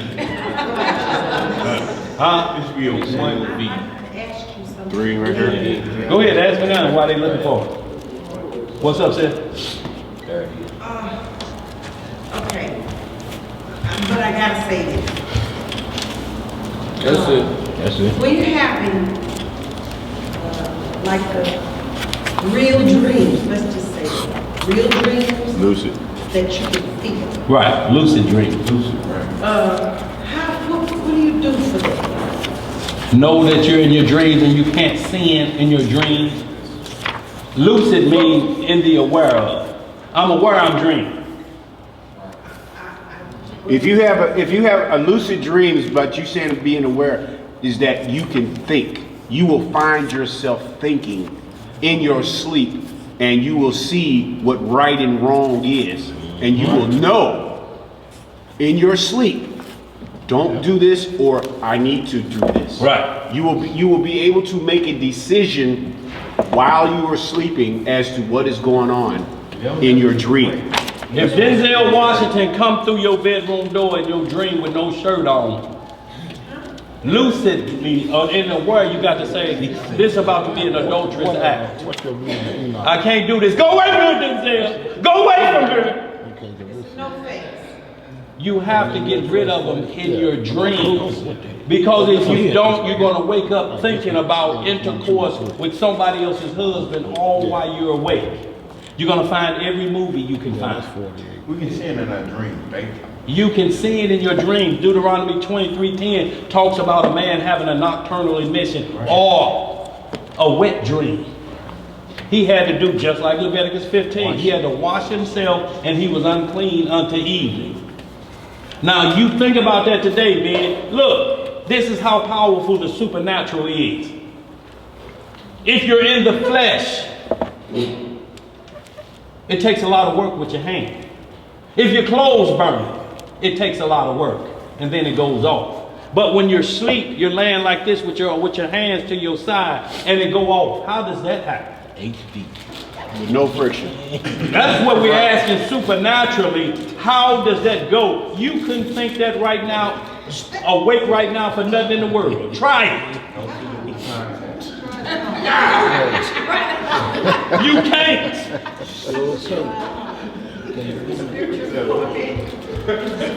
Deuteronomy 23:10. Scripture. Yeah. No, I'll say this real quick, if I can. I had a dream once. My dream was I woke up. Okay, it was Satan that sent a succubus after me. My dream was I woke up. I was set up on the side of the bed. Let me tell you what a succubus is before I continue. You look it up in the dictionary. S-U-C-C bus. An evil spirit that comes in the shape of a woman to seduce men in their sleep. Then there's the flip side of that, incubus, an evil spirit that comes and attack women in their sleep. It's a man, demon, demonic that has his way in their sleep. You wake up at 3 o'clock in the morning, your woman sitting there smoking. I don't know what you waking up for. Them dreams was pleasant, so she thinks. And some people can't wait to go back to sleep so they can jump back in there and do what they hope we can't see in the fleshly world. But it's going to show in a man's countenance. He ain't gonna be able to stop it. Everyone walk by a woman, he can't keep his eyes up here. Yeah, bro. The Lord is good. That's the Lord. He's good. Yeah. That's where your mind will be because the spirit controls the flesh. You don't want your flesh to control the spirit. You have to be able to control what happens in that dream. Yeah. Mine was I woke up, the rib walked in the bedroom. I stand up to greet her, another one comes in. I'm like this. Two of you. Uh-oh. I put my arms around both of them, in comes the third. I said, that's Satan right there. Yeah, I stopped it. Right there. I said, that's the devil. And stopped it and woke up. So you almost got me, but I seen you. Right. I told him, you got greedy. You might have had me at 2.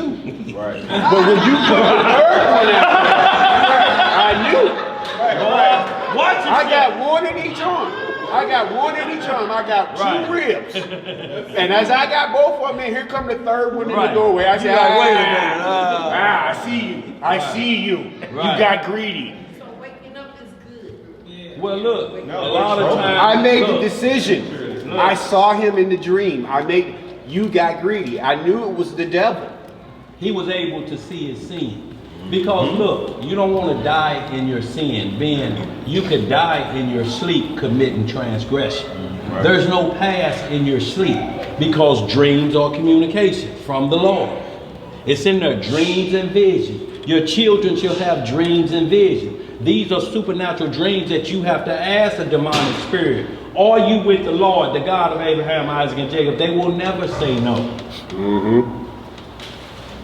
I mean, yes, I'm sorry, yes. Yeah. They will never say yes because they can't lie to you. An evil tree cannot bring forth good fruit. They will never tell you, yes, I am with them. Just ask them, but we're so scared and terrified in our dream because you ain't got that pistol you carry around every day. You ain't got that blade you can pop off and ready to shank somebody. You ain't got none of that in your dream. You can't You know even what run. you got? Right, you can't even run. You got your faith. And he'll try to choke you out. Can't move, laying there free. Yeah, that's it. and he's going to keep strangling because there's always 3. Father! Mama! That's what he wants, mama. See, because you called on the 2. And then you felt that they didn't deliver, so you called on your earthly parent. Just what the devil wants. Breaking of the commandments in there in your time of trouble. Y'all think dreams ain't real? That's why you can't believe when they say that he died peacefully in his sleep. No. You don't know what happened. You don't know in what his happened dreams. in that. He could have failed in his mission when the deceiver came after him, and he failed. That's how Satan comes first. He'll control the physical after that. You're his puppet at that point because now you're scared to go back to sleep. If you're scared to go to sleep, what that mean? Sabbath breaking, no rest, the body gonna shut down. Viruses gonna kick in because you're tired. You're scared to go back to sleep. Where do you think the term nightmare came from? And look, I'm gonna tell you something, let you go. The 2 o'clock to 3 o'clock hour is our hour of prayer. Mentioned in Matthew 27 when the Messiah gave up the ghost, it was the 9th hour, Acts 3 and 1. The 9th hour of prayer is the most sacred time to pray. All times are good, don't get me wrong, but there's a time called the hour of prayer where you go in your closet 3 times a day and you speak personally to the Father. That's the hour of prayer. You try to get it in between 2 p.m. to 2:59. That's the 9th hour. 3 p.m. will be the 10th hour. You don't want to go, I'm not saying you can't pray in the 10th hour, but if you want to set aside the 3 required prayers, morning, noon, and evening, the 3 o'clock is the hour of prayer. Now on the flip side of that at night, 12 o'clock they call the devil's hour. That's the hour when your grandmother used to tell you, Lord, Lord, midnight rambler, you come in about 12:30. Midnight rambler. Baby, ain't nothing out there that open that late but legs in the hospital. Well, Big Mama ain't been to the hospital.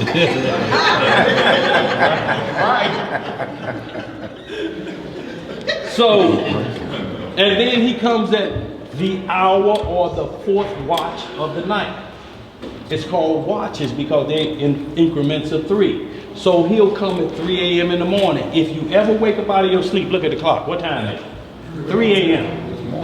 Phone will ring and wake you up at 3 a.m. Hello? Hello? Unknown call. 3 o'clock. Look, phone ring, nobody on there. You get woke up, you look at it, it's 3 o'clock, then you go back to sleep, y'all, because that's when he attacks. That's his hour, but that hour still belonged to the Messiah because he prayed at those hours at night when the disciples got tired and fell asleep.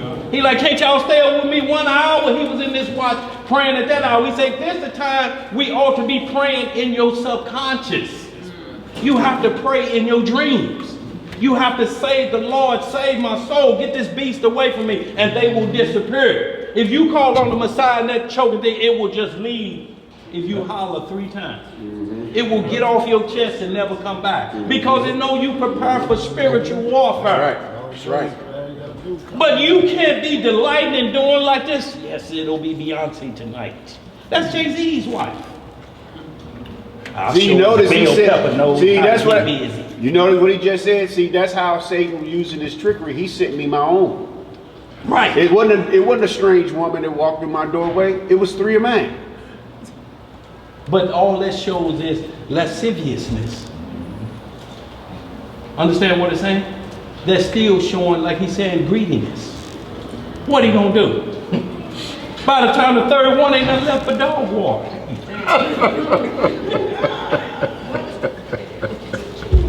Y'all, let's move on. Yeah, I don't know about that. Where you at in there? Go ahead. I just wanted to add to tell her something right quick. I was also going to add to say, be careful what you watch at nighttime. Yes. Yeah. That makes it worse. The last thing you watch. I started listening to Psalms because you told me to start reading and focusing on Psalms. Yeah. I play Psalms all night now. Good. And this was the first night where it just went all night continually. And all of a sudden, I don't know what happened.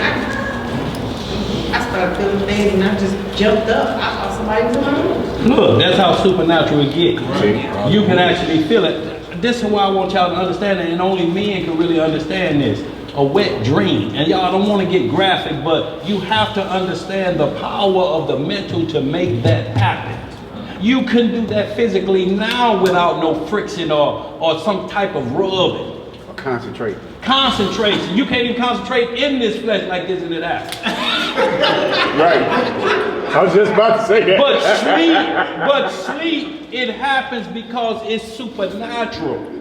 You have to understand the power of your mental, able to go to places and make your body. If it can do that, then you can heal yourself. If you can make that happen, but understand what's happening to us below the belt.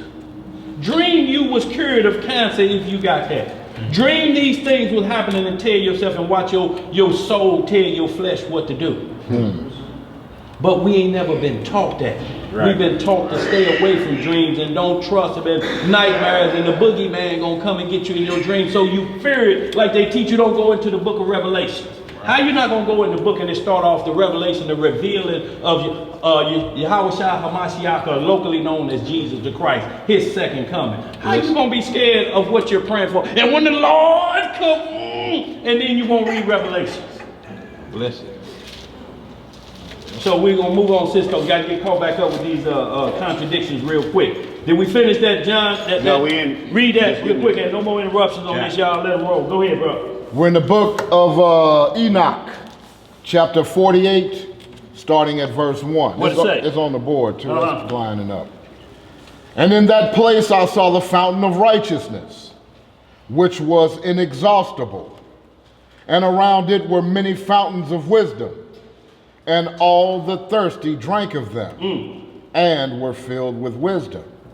And their dwellings were with the righteous and holy and elect. And at that hour the Son of Man was named. Who was named? The Son of Man was named. In the presence of the Lord of spirits. And his name before the head of days. Before the sun and the signs were created. Y'all see this? So this saying this not lead to Son of Man that you may hear Ezekiel call Son of Man. This is saying it was before the sun was created. The sun was created on the fourth day. So this is before then. So it's letting you know it's before the light we have to use for day and night. Like it mentions in Genesis 1 and 1 and 1 and 2. What is that light? Before the sun and the moon was created on the fourth day. That light. Go ahead, read some more. Before the sun and the signs were created, before the stars of the heaven were made, his name was named before the Lord of spirits. See, the Messiah's name was named before the Father, before the earth was created. That's the pure name we're going to get back. That's the name. That's the name where we won't find out until that day. When he says, well done, servant. You know my name now. Because you know his name if he tell you well done. You know who I am. You done battled this thing in your sleep, conscious and unconscious. And y'all consciousness is more in your sleep than when we awake. We walking around like zombies. In your sleep is where the test is at. Because we're going to dream dreams. And we're going to see visions. You're going to see supernatural things. You got to know how to maneuver within the dreams. So when you wake up, you like this, Lord, that was sweet. But if you wake up looking around and scared to look up under the bed, if you scared to get out of bed, that means piss gonna be in the bed. What else you gonna do? Let's read some more. Verse 4. He shall be a staff to the righteous whereon to stay themselves and not fall. And he shall be the light of the Gentiles. What shall he be? The light of the Gentiles. And the hope of those who are troubled of heart. All who dwell on earth shall fall down and worship before him. All those that dwell where? On earth shall fall down and worship before him. And will praise and bless and celebrate with song the Lord of spirits. And for this reason hath he been chosen and hidden before him, before the creation of the world and forevermore. Before the what? Creation of the world and forevermore. Go ahead. And the wisdom of the Lord of spirits hath revealed him to the holy and righteous. For he hath preserved the lot of the righteous, because they have hated and despised this world of unrighteousness, and have hated all its works and ways in the name of the Lord of spirits. For in his name they are saved. For in his what? Name they are saved. And according to his good pleasure hath it been in regard to their life. In these days downcast in countenance shall the king of the earth have become, and the strong who possess the land because of the works of their hands. For on the day of their anguish and affliction they shall not be able to save themselves. And I will give them over into the hands of mine elect. As straw in the fire, so shall they burn before the face of the holy. As lead in the water shall they sink before the face of the righteous. And no trace of them shall any more be found. And on the day of their affliction there shall be rest on the earth. And before them they shall fall and not rise again. And there shall be no one to take them with his hands and raise them. For they have denied the Lord of spirits and his anointed. Read that again. They have done what? For they have denied the Lord of spirits and his anointed. The name of the Lord of spirits be blessed. See, y'all, so right here, this is the glory he's talking about. This is what he's talking about in John 3:13. So when a naysayer try to bring you this, you're like, brother, let's get back to the root of this matter. Enoch and Elijah went nowhere to this level. When you get back, it's up to 47 and 46 chapter, you see why Satan was trying to pull a bogart and ascend up to that level. They blocked anything else from getting to that level. He was the anointed cherub. They was covering like this, but it wasn't above. They wanted to go up there. I'm sick of covering this round. I want to see what's up there. Who with me? Look, man, it's only two of them up there. We can take that. What y'all scared of? Scared? Get on with me. Go down on earth and deal with that dirt man. Who with me? And there we go. He can do it to this day. Same way. Jump on your lust. All them other third of the angels wanted to see beyond that point. What's up there? What's up there? But we see the end of Revelation 22, and then we shall see the face of God, that he really exists in that day, but not before. If you try to rush it, you're going to find anybody that look close to God. Well, he got dreads, and he read real well. Amen.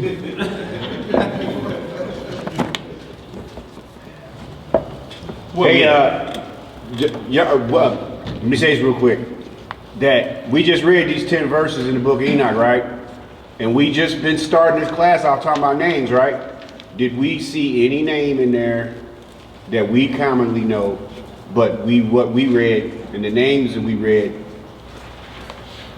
we know who they was talking about, don't we? Right. But it wasn't no question. But But it didn't name nobody. Right. Not in the physical name. Didn't see no name, but we knew who the Lord of Spirits was, and when they was talking about, and see, it said all that without saying God, Jesus, all that. It said, talked about it, the names that we just read. We all knew who they was talking about, and it didn't say Jesus or Yahshua, right? But we all knew that, right? So we see what a name is. We knew what the work it was associated with. When it described the Son, we knew who it was talking about. That's right. Before the Son was ever created on the fourth day, he was made. Let us make man. It didn't say no name, did it? But we knew who it was talking about. Because it's talking about Elohim. Elohim is plural for this perspective. It's talking about three separate entities with one thought process. Man and woman shall become what? How many flesh? One flesh. But that's two different individuals, ain't it? That's right. But they start to think like, and when you've been together long enough, you start to look alike. How is that happening?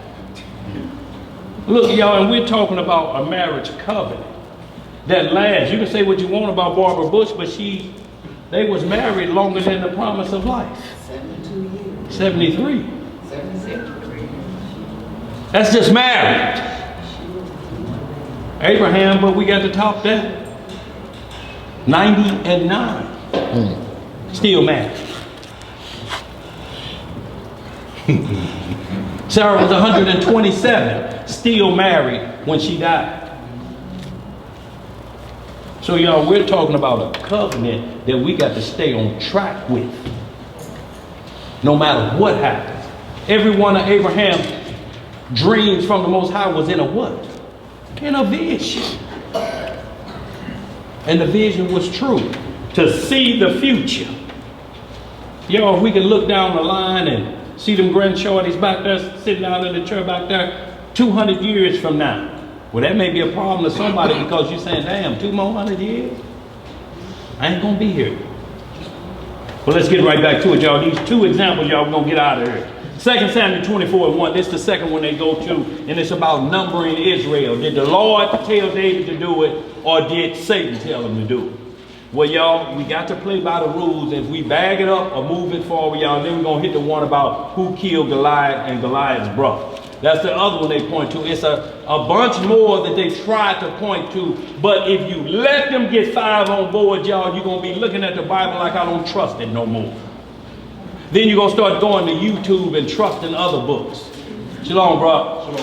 Shalom, bro. Shalom, Hebrew. 2 Samuel 24:1.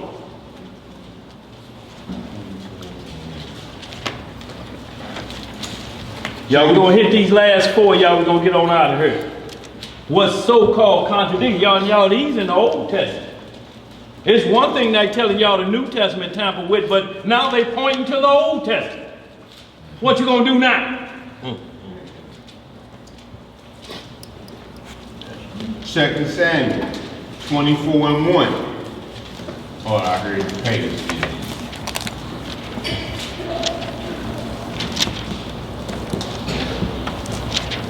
How we doing out there in the worldwide audience land? Y'all good? All right. What they saying? They good? 24:1. 2 Samuel. And again, the anger of the Lord was kindled against Israel. And he moved David against them to say, go number Israel and Judah.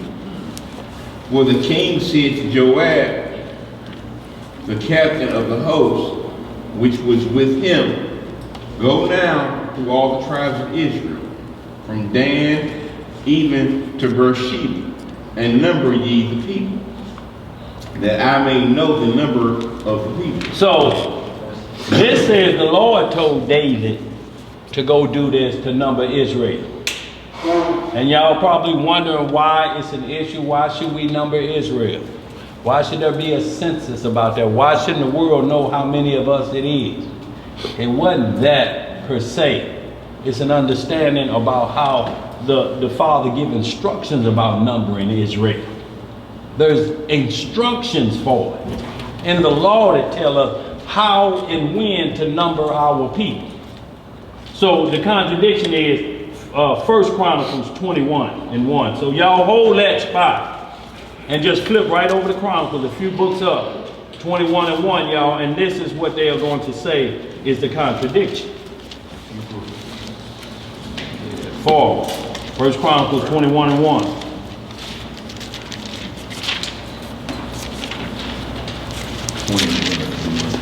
Yeah. Hold on, let me make sure. Yep, that's good. Yeah. Okay. So y'all just hold that last 1 Samuel. Y'all flip back and forth and see if your eyes playing tricks on it. 21:1. First Chronicles 21:1.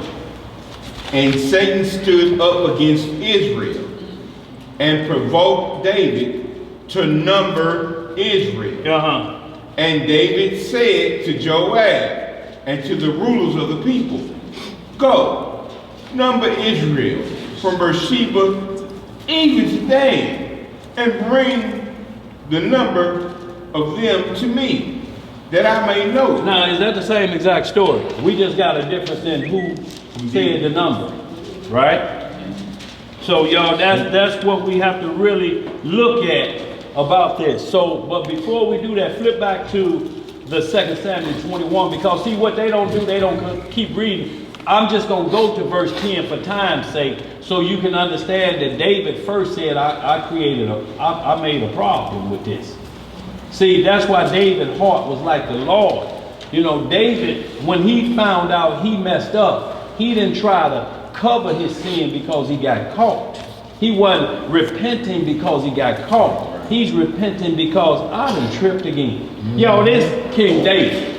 So you can't put him above the Messiah and think when it's talking and it's mentioned in David, it's talking about the root of David at time. David could be never Micah 5.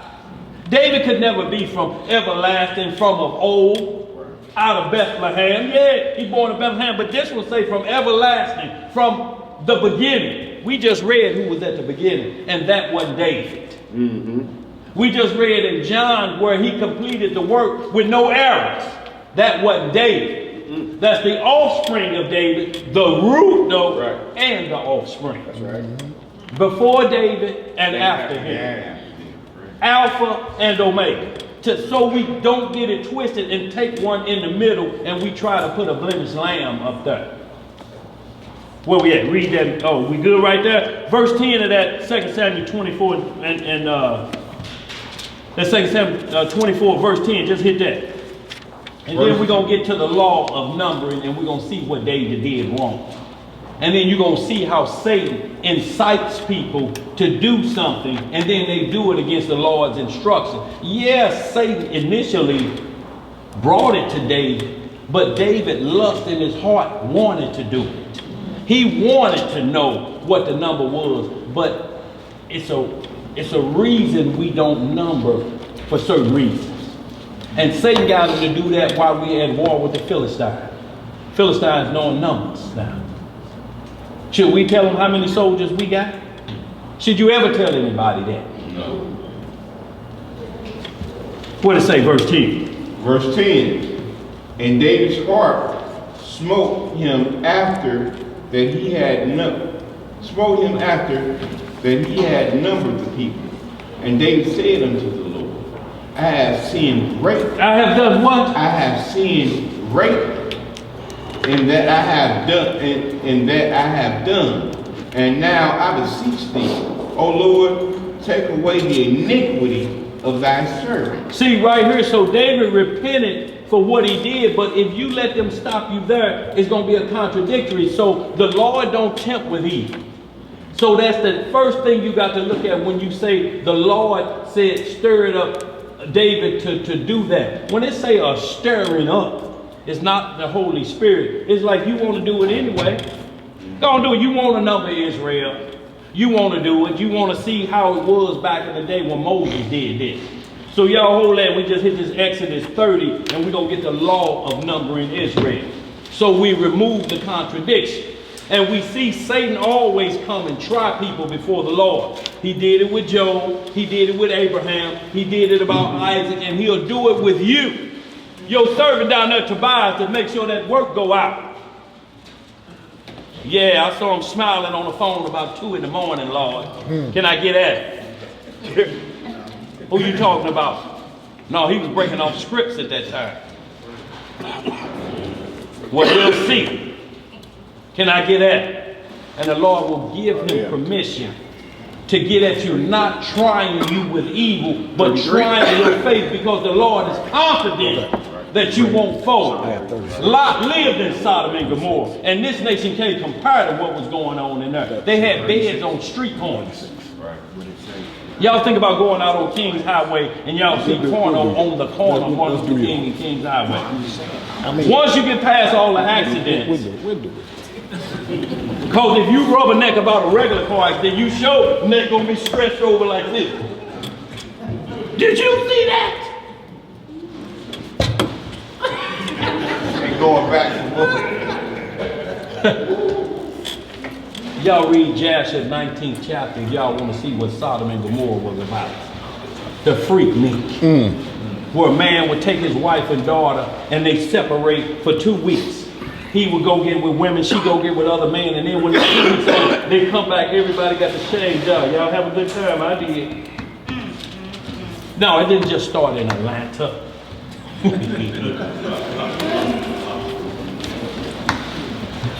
Exodus 30 and 12, y'all. We got a couple more, y'all, on this next one, and we're going to get on out of here. Bro. 22.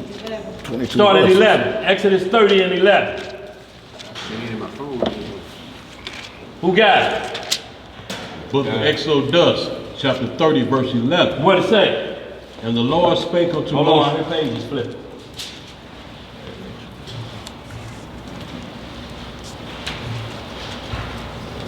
Exodus 30, verse 11. What it say? And the Lord spake unto Moses, saying, when thou takest the sum of the children of Israel after their number, then shall they give every man a ransom for his soul unto the Lord. Right? When thou numberest them, that there be no plague among them, when thou numberest them.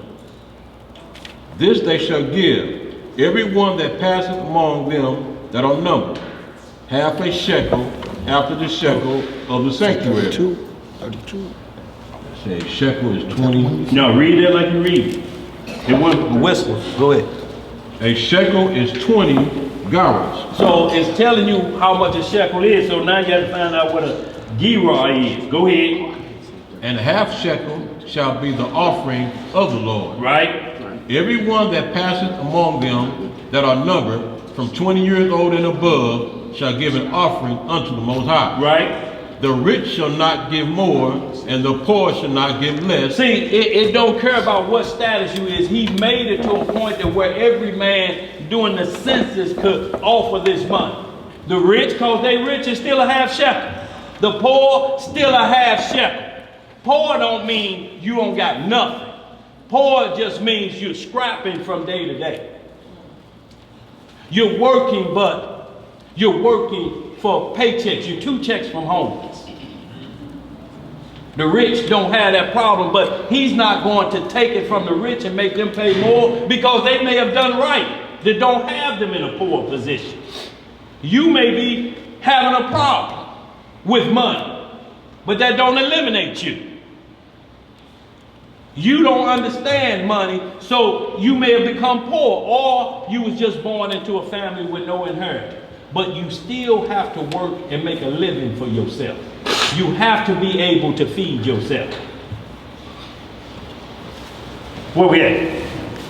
Verse 15 again. What does it say? The rich shall not give more, and the poor shall not give less than half a shekel, when they give an offering unto the Lord, to make an atonement for your souls. And thou shalt take the atonement money of the children of Israel, and shalt appoint it for the service of the tabernacle of the congregation, that it may be a memorial unto the children of Israel before the Lord, to make an atonement for your souls. See, y'all can read the rest of that, but that was what it was about. Whenever you number Israel from 20 and up, we got to get money because we have to store up the what we call our welfare system for the fatherless and the widow. This is why everybody had to contribute something. But he made the payment so low that everybody could afford this. Just like the Passover, he made it where everybody could get a lamb. If somebody next door didn't have enough, and this person, you can't eat a whole lamb, it's just you and your wife, you would make sure that they have something. But they had to contribute. Everybody has to contribute. There's a difference in being poor and a beggar, the scriptures talk about. And it's Sirach 40. It says, to die is better than to be a beggar. That's not poor. Poor means we both was working at General Motors and they laid us off. So now we on unemployment. You go from $25, $30 an hour down to unemployment. $380 a week. And you just making that about every other day. So now you're in a poor status. But that don't eliminate you because you have to work to get it back up. You cannot go to no work because no work, how you going to do the Sabbath? You can't rest for 7 days. Can you? How you going to rest from resting? I'm talking about I'm really holding. The rules of the Sabbath, 6 days thou should work. On the 7th day you rest. If ain't no work, you ain't resting. So you can't become a beggar that it speaks of. Because it say you're going to go house to house. You're going to live from house to house. Because you've accepted, I'm not going to work. I don't have a plan for this. I'm going to beg my way through this. And you know it when a grown man asks you for $2, you know he's not poor. He's a beggar. $2 ain't going to do nothing for a grown man. $2 won't do nothing for them shorties back there. They can't even get 2 Chico sticks with $2. So you have to understand why this number count was there. It's so a man makes sure the poor you have with you always. We always gonna have the poor so we don't forget how to give. Until the Messiah come back, then it ain't gonna be no poor. But begging is something different. And I'm not saying just look at the people with a blind eye that's on the street corner, you know, and they got a sign out there. But if they say we'll work for food, call them on it. Tell them, look, bro, I got these leaves and look at here. What you think about that? How many bags of leaves for that pot? You don't want the back of the truck. That's what the sign say. Huh? But even in Proverbs, it tell you, a thief can't steal unless it's to satisfy his soul. Yeah, don't break him up. See, it's not saying he can get away with stealing, but if you're about to die, you have to, if you see an apple in somebody's backyard and you grab it and bite it, you just can't put apples in your pocket. You have to satisfy that hunger so you can move on. But it says when you get on your feet, you got to bring back 7 apples. So that you're not getting comfortable within somebody's yard. When we planted vineyards, you had to leave this much portion of border for the homeless or hungry. You had to leave that part so that they can eat. But they couldn't come in here. That's when the disciples was going through the corn and they was plucking the corn. They were hungry and they was eating it as they was going. It wasn't stealing. They wasn't putting it in their bag. But the Pharisees said, they breaking the law. They eating on the side. He's like, look, man, we working. Working people have to eat. So y'all, that's what not makes that a contradictory, what we was talking about, that numbering process. Whoever pointed to that don't know the numbering and don't know the law of it. So it becomes a contradictory to them and they don't know the way of God, that he allows Satan to challenge you. David knew these rules. He knew how he was supposed to get. What y'all reading there about him gathering the shekels from 20 and up? Did y'all read that? In all of that Samuel, did David do that when he sent his boys out to do what he's supposed to do? He said, I'm singing. I'm tripping. I'm trying to number Israel because I'm at war with the Philistines. They putting their battle on the race. Let's get our people out there. Let's show them what this scrap is about. But it ain't about the numbers, y'all, because ain't nothing we can do with these world powers. What you gonna do with them 9mm and 45s you got at home and they got nuclear warheads? What you gonna do? Look, and if they attack on January the 2nd, we through. We just shot them all up New Year's Eve, January the 1st then. December the 31st, you done unloaded all you had.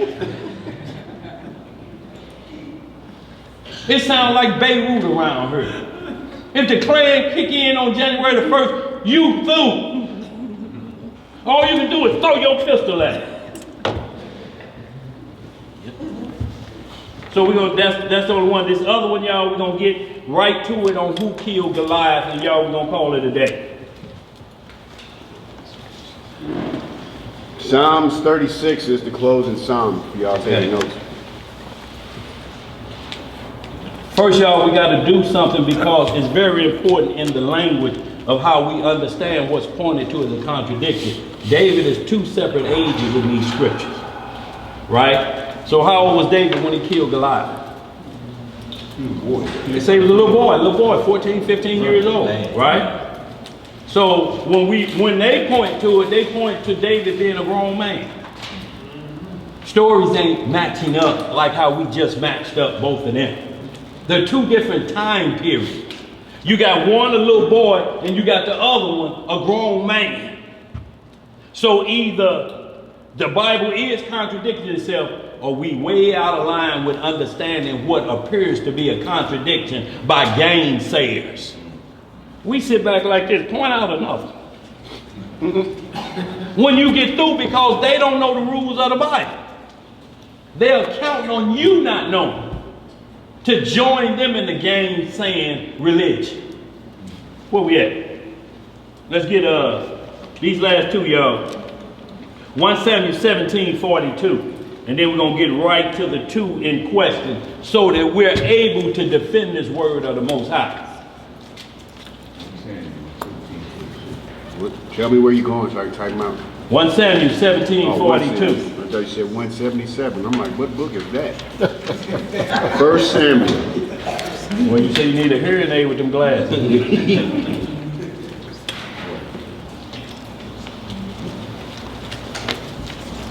Y'all, we ain't got long these last couple scriptures, y'all. We're gonna get on out of here.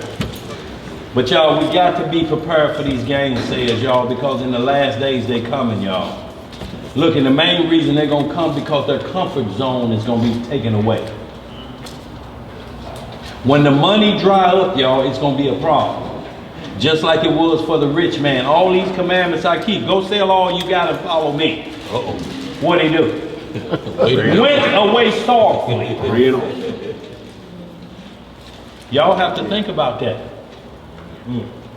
That's why Donald Trump can't sleep. Up tweet. He thinking about his money. He thinking about his money. What is the stock market gonna say? What's happening with that, with my money? I can't become regular no more. Up that early thinking about his money, which is his God. That's why he's so arrogant. What you gonna tell a billionaire? Give you some money. And he got power to pardon.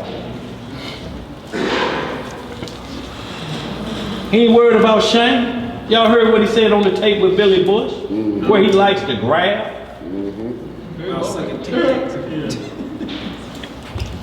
Where we at? Let's read this. 1 Samuel 17:42. Let's get it, y'all. We're in the book of 1 Samuel, chapter 17, starting at verse 42. That's right. And it reads, "And when the Philistine looked about and saw David, he disdained him, for he was but a youth, and ruddy, and of a fair countenance." So David was a youngster, suave looking little youngster, smooth about the skin, stout, about 14, 15 years old, but a youth. Go ahead. "And the Philistine said unto David, Am I a dog, that thou comest to me with staves? And the Philistine cursed David by his gods. And the Philistine said to David, Come to me, and I will give thy flesh unto the fowls of the air, and the beast of the field. And to the beast of the field. And to the beast of the field. Then said David to the Philistine, Thou comest to me with a sword, and with a spear, and with a shield, but I come to thee in the name of the Most High of Hosts, the Elohim of the armies of Yisrael, whom thou hast defied." So you see how David answered him right back. He came to him cussing at him with his God. The gods of the Philistines. Manute Bowl God. He naming them all out. But David was like Jordan when, y'all know that boy used to do like this. Was that Manute Bowl? When somebody tried to dunk on him, he wipe it away. No, no, no. Dikembe Mutombo. Yeah, Dikembe Mutombo. Thank you, bro. But they came up against Jordan, that Judite. Flew over the top of him and he was looking up like this. And dunked in his face. Coming with fourth try. No, no, no. Go ahead, bro. Verse 46. "This day will the Most High deliver thee into mine hand, and I will smite thee, and take thine head from thee. And I will give the carcass of the host of the Philistines this day unto the fowls of the air, and to the wild beasts of the earth, that all the earth may know that there is a God in Israel." So y'all know what happened after that, but you see what David gave the glory to, and he said, not only you talked about I'm gonna be just dead out here and the birds gonna eat me up, but your whole army gonna get ate up and devoured today. And we see what David did, charged him and hit him in his forehead, right here, where his mental at, where he was doing all that tough talking at, confused that, and he fell flat on his face, knocked his equilibrium off. And y'all can't think about the power of God with that slave. You thinking it's just a rock and hit the giant in the head. Y'all think about a tornado. A tornado can push a straw through a 2x4. A broom straw through a tree. Yeah, right. That's the power of a tornado. The force and wind power would send a straw through a 2x4. And you're looking at this and they're looking at this. What kind of wind and power is this? That's why Psalm 83, he torment the nations with his storms and with his tempests, because ain't nobody they can call on at that point. You can't call on no nuclear warhead when a tornado is coming 5 miles wide. 5 miles from here to where? Bell Fountain? A tornado that wide sweeping through 600 miles an hour. What you gonna do? All the nigga jokes stop. You know, it was 2 niggas at a bar and Lord have mercy.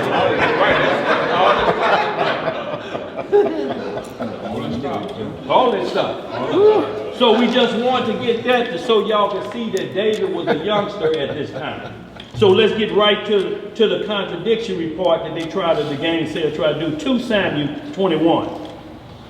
And it's again a story about giants being killed of the same family. Goliath was a family of giants. Y'all, they were possessed by those spirits before the flood. All of them had 6 fingers on every hand and 6 toes on every foot. That was common. I'm not talking about how we grew up with people in the projects and they had a little nub right there. He got 6 fingers. No, I know that's a nub.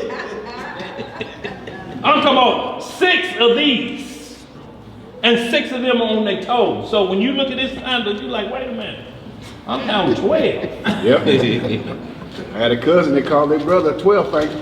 Get away from me, 12 finger. 12 fingers. Boy. 2 Samuel 21:19. Let's get that. Y'all, we got one more. We're going to get on out of here.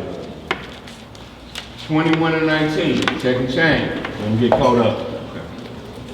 Y'all, we have to do these things, y'all, so that we able to represent the name of our Father. Y'all, this is name, y'all, we got to be ready. How's somebody going to tell you that's impure? How's somebody going to show you contradictory in here? We just read what a naysayer was. A contradictory artist, rebellious, denying the faith. That's who's coming in these last days, y'all, and it's going to come hot and heavy. It's going to come every angle and going to try to pound you out to make you lose your faith so it'd be easier for the Antichrist. Look, you have believed it anyway. Come on and join up with us. Take the mark. Look at them babies, they hungry. They ain't ate in 3 days. Come on and take the mark. Let's read it. Y'all, these last 2, we're going to get on out of here. Go ahead, where we at? 2 Samuel 21-15. 19. Yeah. 21-19.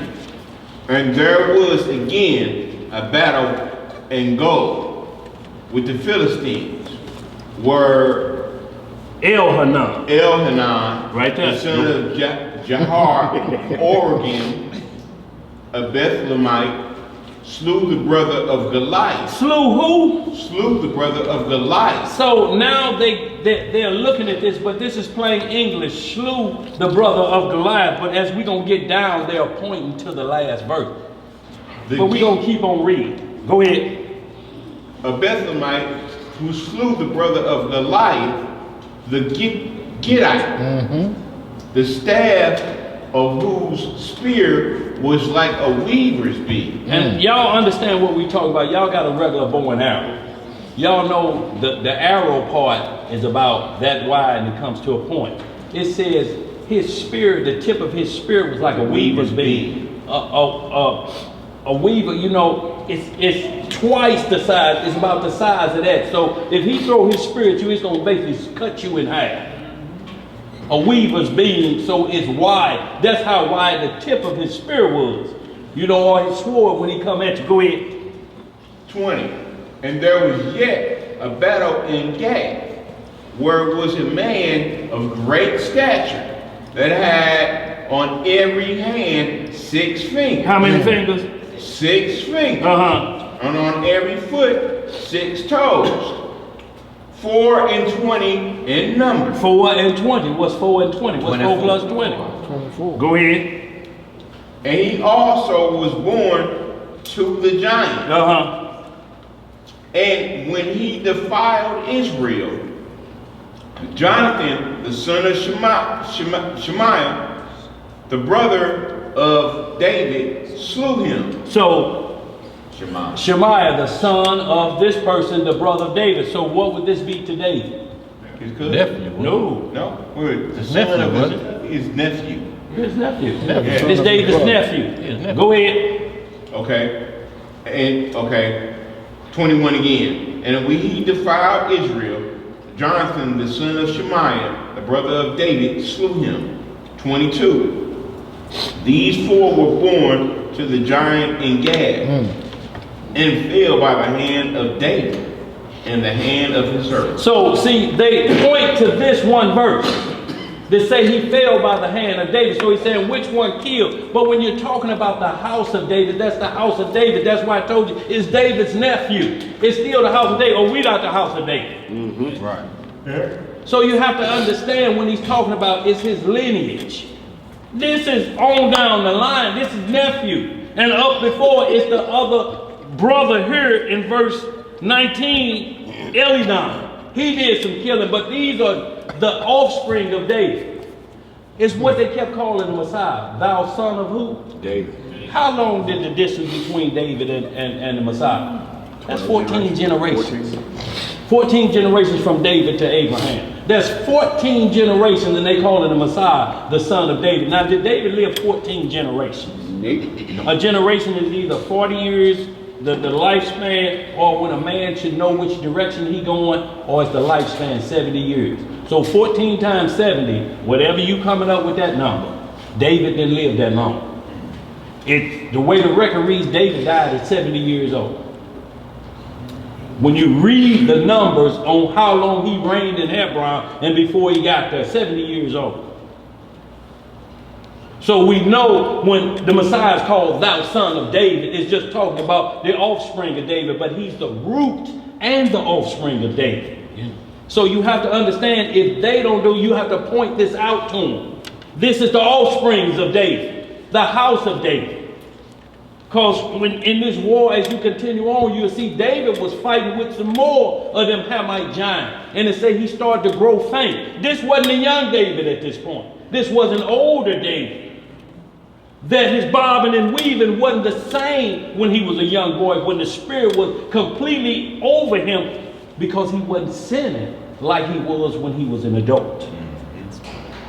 His flesh wasn't breaking down. He's a young man full of fire and spirit when he took Goliath. He killed a bear and a lion before he killed Goliath.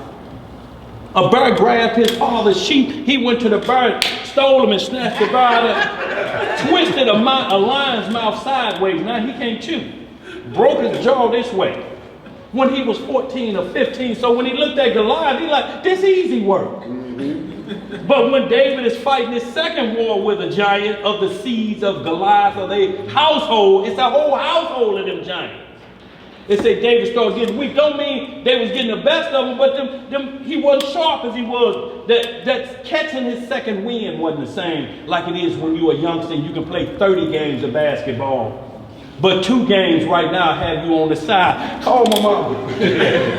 Y'all see my Gatorade over? Somebody get my Gatorade. That's what I was going to say. That even Jordan had to retire. So they had to grab David. The younger soldiers said, David, get back.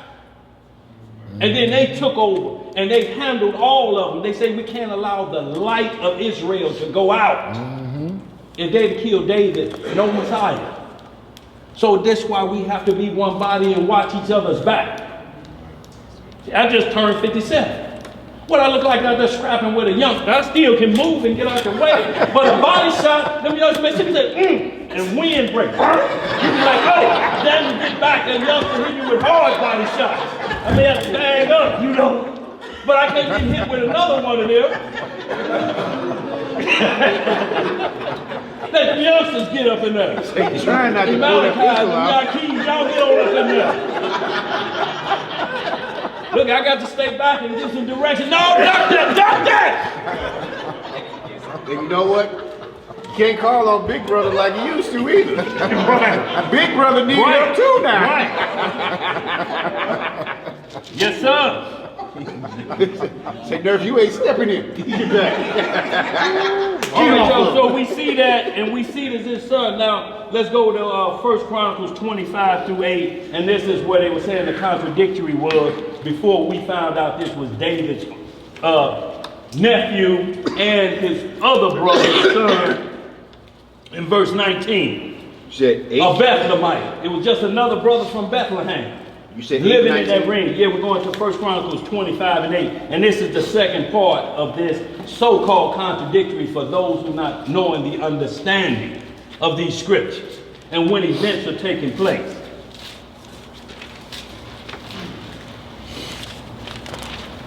So he said that body shot was Oh, boy. Your kidneys can't take what you used to when you was 15 and 16. Y'all know how we used to do. We used to go body down. In the project, you know, you going body, they going body. You knew it wasn't a fight because they going body down. Ain't nobody going heads up. Now, when they say heads up, it's going to turn into a fight. Oh, right. But body down, you getting it in. And you hold, you let him get it in. I can't do that now. Body down will be a body down. And the ambulance on the way. And we gonna move on. Nerve, my brother, and the dude named Christie in the project was a known, he was the Eddie Haskell of the project. Y'all know Eddie Haskell from Leave It to Beaver. Yeah. You be in line at school waiting to go in, he run past, hit you in the stomach, and keep on running. His teeth always bled. He had some kind of pyrrhea in his gums or something. He'd be smiling, teeth be blood in his head. But Nerf was riding his bike. As soon as Nerf rolled by, he jumped from behind and stole him in the side. They got off, they going back down. But my mama was coming home from work in the cab. And she saw it when it was Christie's turn and Nerf was in defense. He worked him over. She told the cab to stop, she jumped out. Damn! Whoop his mother! You better whoop his mother! Nerf started going heads up. Christie took off. He's like, boy, she was looking crazy. Then she threw $2 or whatever she threw to the cab driver, and they walked on home. But, I mean, that's how quick it turned. Nerf like, man, Mama said, he said we was wearing it was going to be worse for me with her than it is out here with Christie. Mama said, on me. You better whoop his mother. You better whoop him, or I'm whooping you.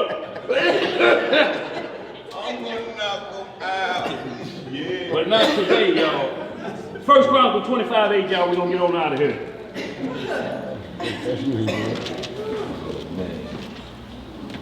Book of 1 Chronicles, chapter 25, verse 8. And they cast lots, ward against ward, as well as the small as the great, the teacher as the scholar. Now the first lot came forth by Asa to Joseph, the second to Gedaliah, who with his brother and sons were 12. The third to Zachariah, his sons and his brethren were 12. The fourth to Israel, his sons and his brethren were 12. Keep going. Yeah, you're going on down to 8. You're gonna read all this. Okay. The fifth to Nathaniel, his sons and his brethren were 12. The sixth to Bechiah, his sons and his brethren were 12. The seventh to Jeshariah, his sons and his brethren were 12. The eighth to Yeshaiah, his sons. Where you at? What you read? 1 Chronicles. 20? First What verse you in? 25 and 15 now. Right. That's what you said, 25 and 8. No, 1 Chronicles 25 through 8. Oh, 1 through 8. 25. 1 5 through 8. 1 Chronicles 20, 5 through 8. You said 25. I ain't said 25. It's 25 through 8. 1 Chronicles 25 through 8. Yeah. I'm like, come on, what he writing? Read on it. Okay, come with me. 5. Yeah,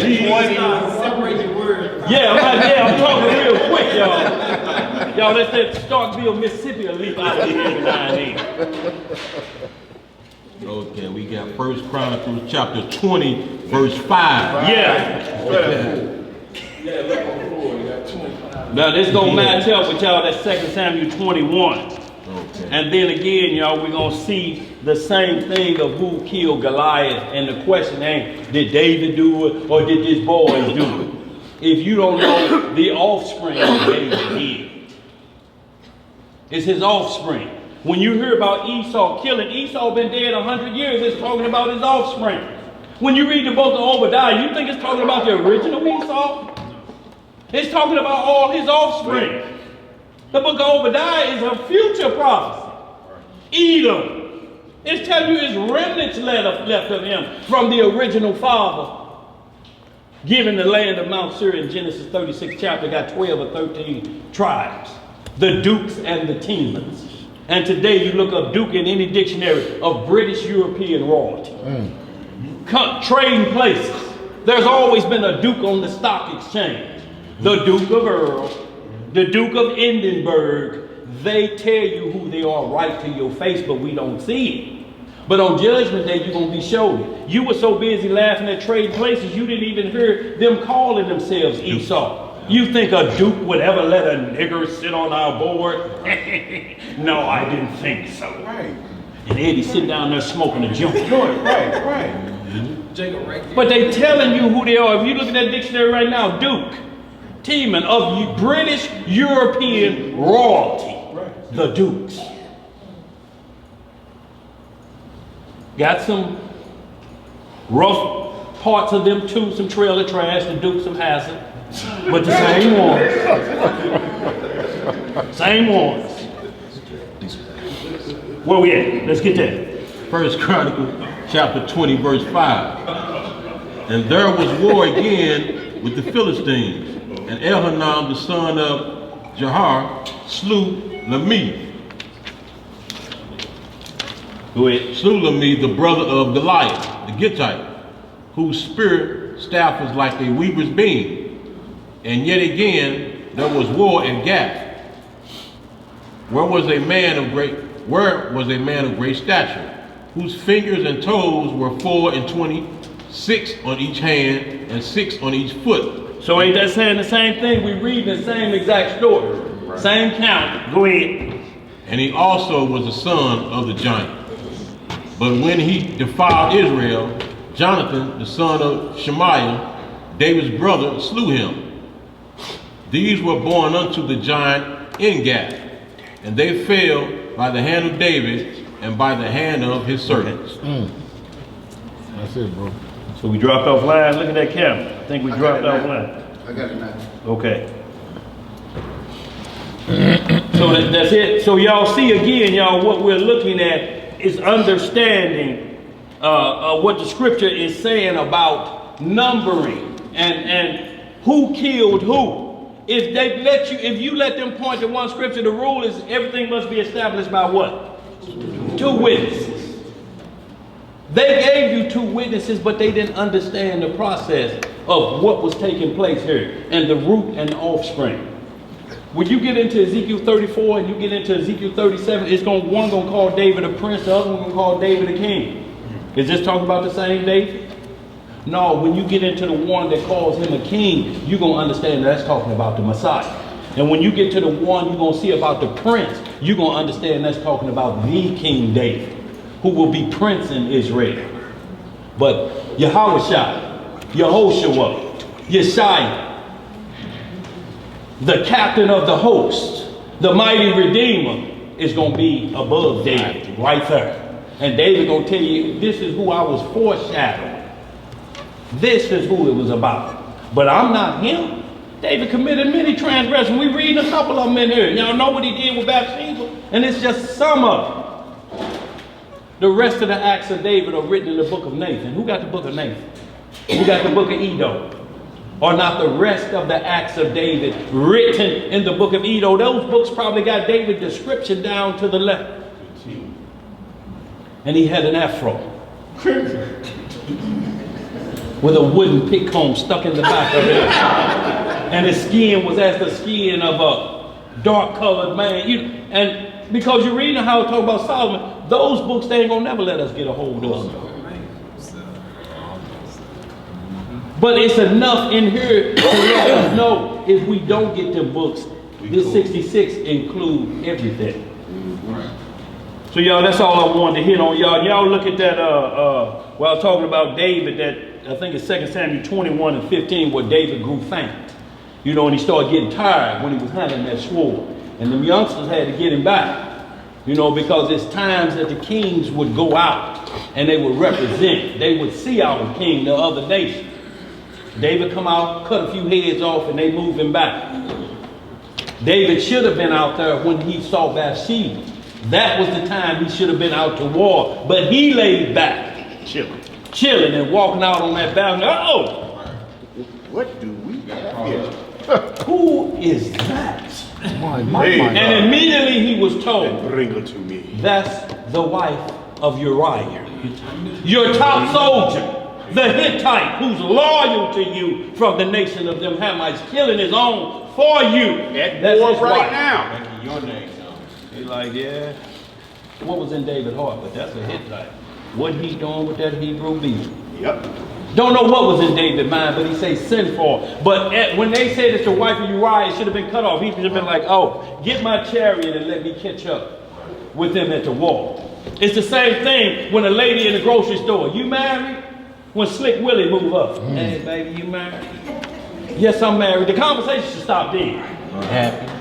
But are you happy? What does that mean? What the hell does that mean, but are you happy? It can only mean one thing, sexually. What else is he talking about? What's she supposed to do? Oh, okay, got a flower. And he just ain't brought, say we're going to work and still come home, pockets was empty. I'm just, and then that wasn't nothing what he was trying to do the other day. Is that what she's supposed to say? If she say, hell no, I ain't happy. I got 8 children here that needs a daddy. I'm short on this grocery list right here. I was hoping to beg a strength. You got that money and I got to get the Put some responsibility on that question if you have it. Hell no, I'm short. And I was catching the bus with these groceries. You got a car? Hey, let's get this prayer and get out of here. Anybody got any questions before we close out? Any announcement? I want to show you one thing down on the computer before. Okay, you got sister got a couple announcements, y'all. We're gonna get out of here. Sis, you cool over there? You good? All right. Go ahead, sis. In the morning. Huh? Garden duties in the morning, y'all. We got the if it ain't dropped down to 30 degrees, y'all, we got the community garden on Goodfellow between Terry and Roosevelt. If y'all want to go up there and show a few of y'all skills, how y'all then grow potatoes or tomatoes in your backyard. Come on up there and see what you got. Actually need all hands on deck because we're getting 2 more beds installed. Oh, that's the 6th. Oh, the 6th, I'm sorry. Okay, on the 6th, 2 more beds. Yeah, so the next 2 weeks we'll be in the garden. This week ending, and then the following week will be the 6th. Is it the 6th? Yeah. Y'all, and understand what she's talking about, because if we talk about a camp, we can live together, we can do our own thing. If you can't grow and watch food grow or help with that, y'all, we'll starve to death. That's a lot of lip service. But want to give shouts out, y'all. This our brother Benny Yahoo. This is what we talking about. Was over in Iraq and Kuwait. That's our brother right there, y'all. He look like old Israel, don't he? A great supporter of the camp, y'all. He often helps us out, y'all. Got us a new monitor, so y'all we have a better view of the monitor. He helps us out tremendously, y'all. That's a good servant of the Lord, y'all, sent to us. Benny Yahoo. We got a couple other new few people out here. What about who he has? Who else we got up in there? They left already. Okay. We got brother back here. New brother, what's your name, brother? Introduce yourself to the family. Brother Craig, y'all, out in Ferguson. Where's hot and heavy at? Mike Brown. Mike Brown? Yeah, they say the script is there. Craig was out there from Ferguson. Florida. So y'all, we want to always know our family, y'all. We need to know our family, y'all. But y'all, good lesson. Hope y'all, anybody got any more questions or concerns before we get out of here? Y'all will get this prayer. Y'all will get out what you got, sis. I stole. I'll talk to him when we get up, and I'll let you know. Because she was talking about the stove over there, y'all, so we get a little cooking on. This is a feast day. That's what the Sabbath is. Feast day, right? You know, so we feed spiritually, and then you have to feed the soul, because y'all, this 3 hours. You know, so we don't come hungry. Knock the edge off. Don't send these babies here hungry. Don't you come hungry, because that's all you be thinking about is over there. You know, so knock the edge off, and this will knock the rest of the edge off till, you know, we head on back home. That's what Scripture says. You got houses to eat in. Don't just come to class to eat, y'all, but we want to be prepared because it's a long class. Children get a little restless. We got elders that may have a little sickness, a little something, they have to eat too. So we have to be prepared for this feast, y'all. But with that, y'all, we're going to close on out. We're going to get to Psalm. Y'all know how we do it. We had the prayer instructions at the beginning. Turn toward Holy Jerusalem, y'all. Y'all, let's keep the commandments and live. Or die trying. All right, we'll get this closing prayer with the Most High's permission in the name of his only begotten Son, our Lord and Savior, Yahweh Shah HaMashiach, locally known as Jesus the Christ. Long live the King. Long live the King. Reading from the book of Psalms, the 36th chapter, and it reads as follows. The transgression of the wicked saith within my heart, that there is no fear of Yah before his eyes. For he flattereth himself in his own eyes, until his iniquity be found to be hateful. The words of his mouth are iniquity and deceit. He hath left off to be wise and to do good. He deviseth mischief upon his bed. He setteth himself in a way that is not good. He abhorreth not evil. Thy mercy, O Yahweh, is in the heavens, and thy faithfulness reacheth unto the clouds. Thy righteousness is like the great mountains. Thy judgments are a great deep. O Yahweh, thou preservest man and beast. How excellent is thy loving kindness, O Yah. Therefore the children of men put their trust under the shadow of thy wings. They shall be abundantly satisfied with the fatness of thy house, and thou shalt make them drink of the river of thy pleasures. For with thee is the foundation of life. In thy light shall we see light. O continue thy loving kindness unto them that know thee, and thy righteousness to the upright in heart. Let not the foot of pride come against me, and let not the hand of the wicked remove me. There are the workers of iniquity fallen. They are cast down and shall not be able to rise.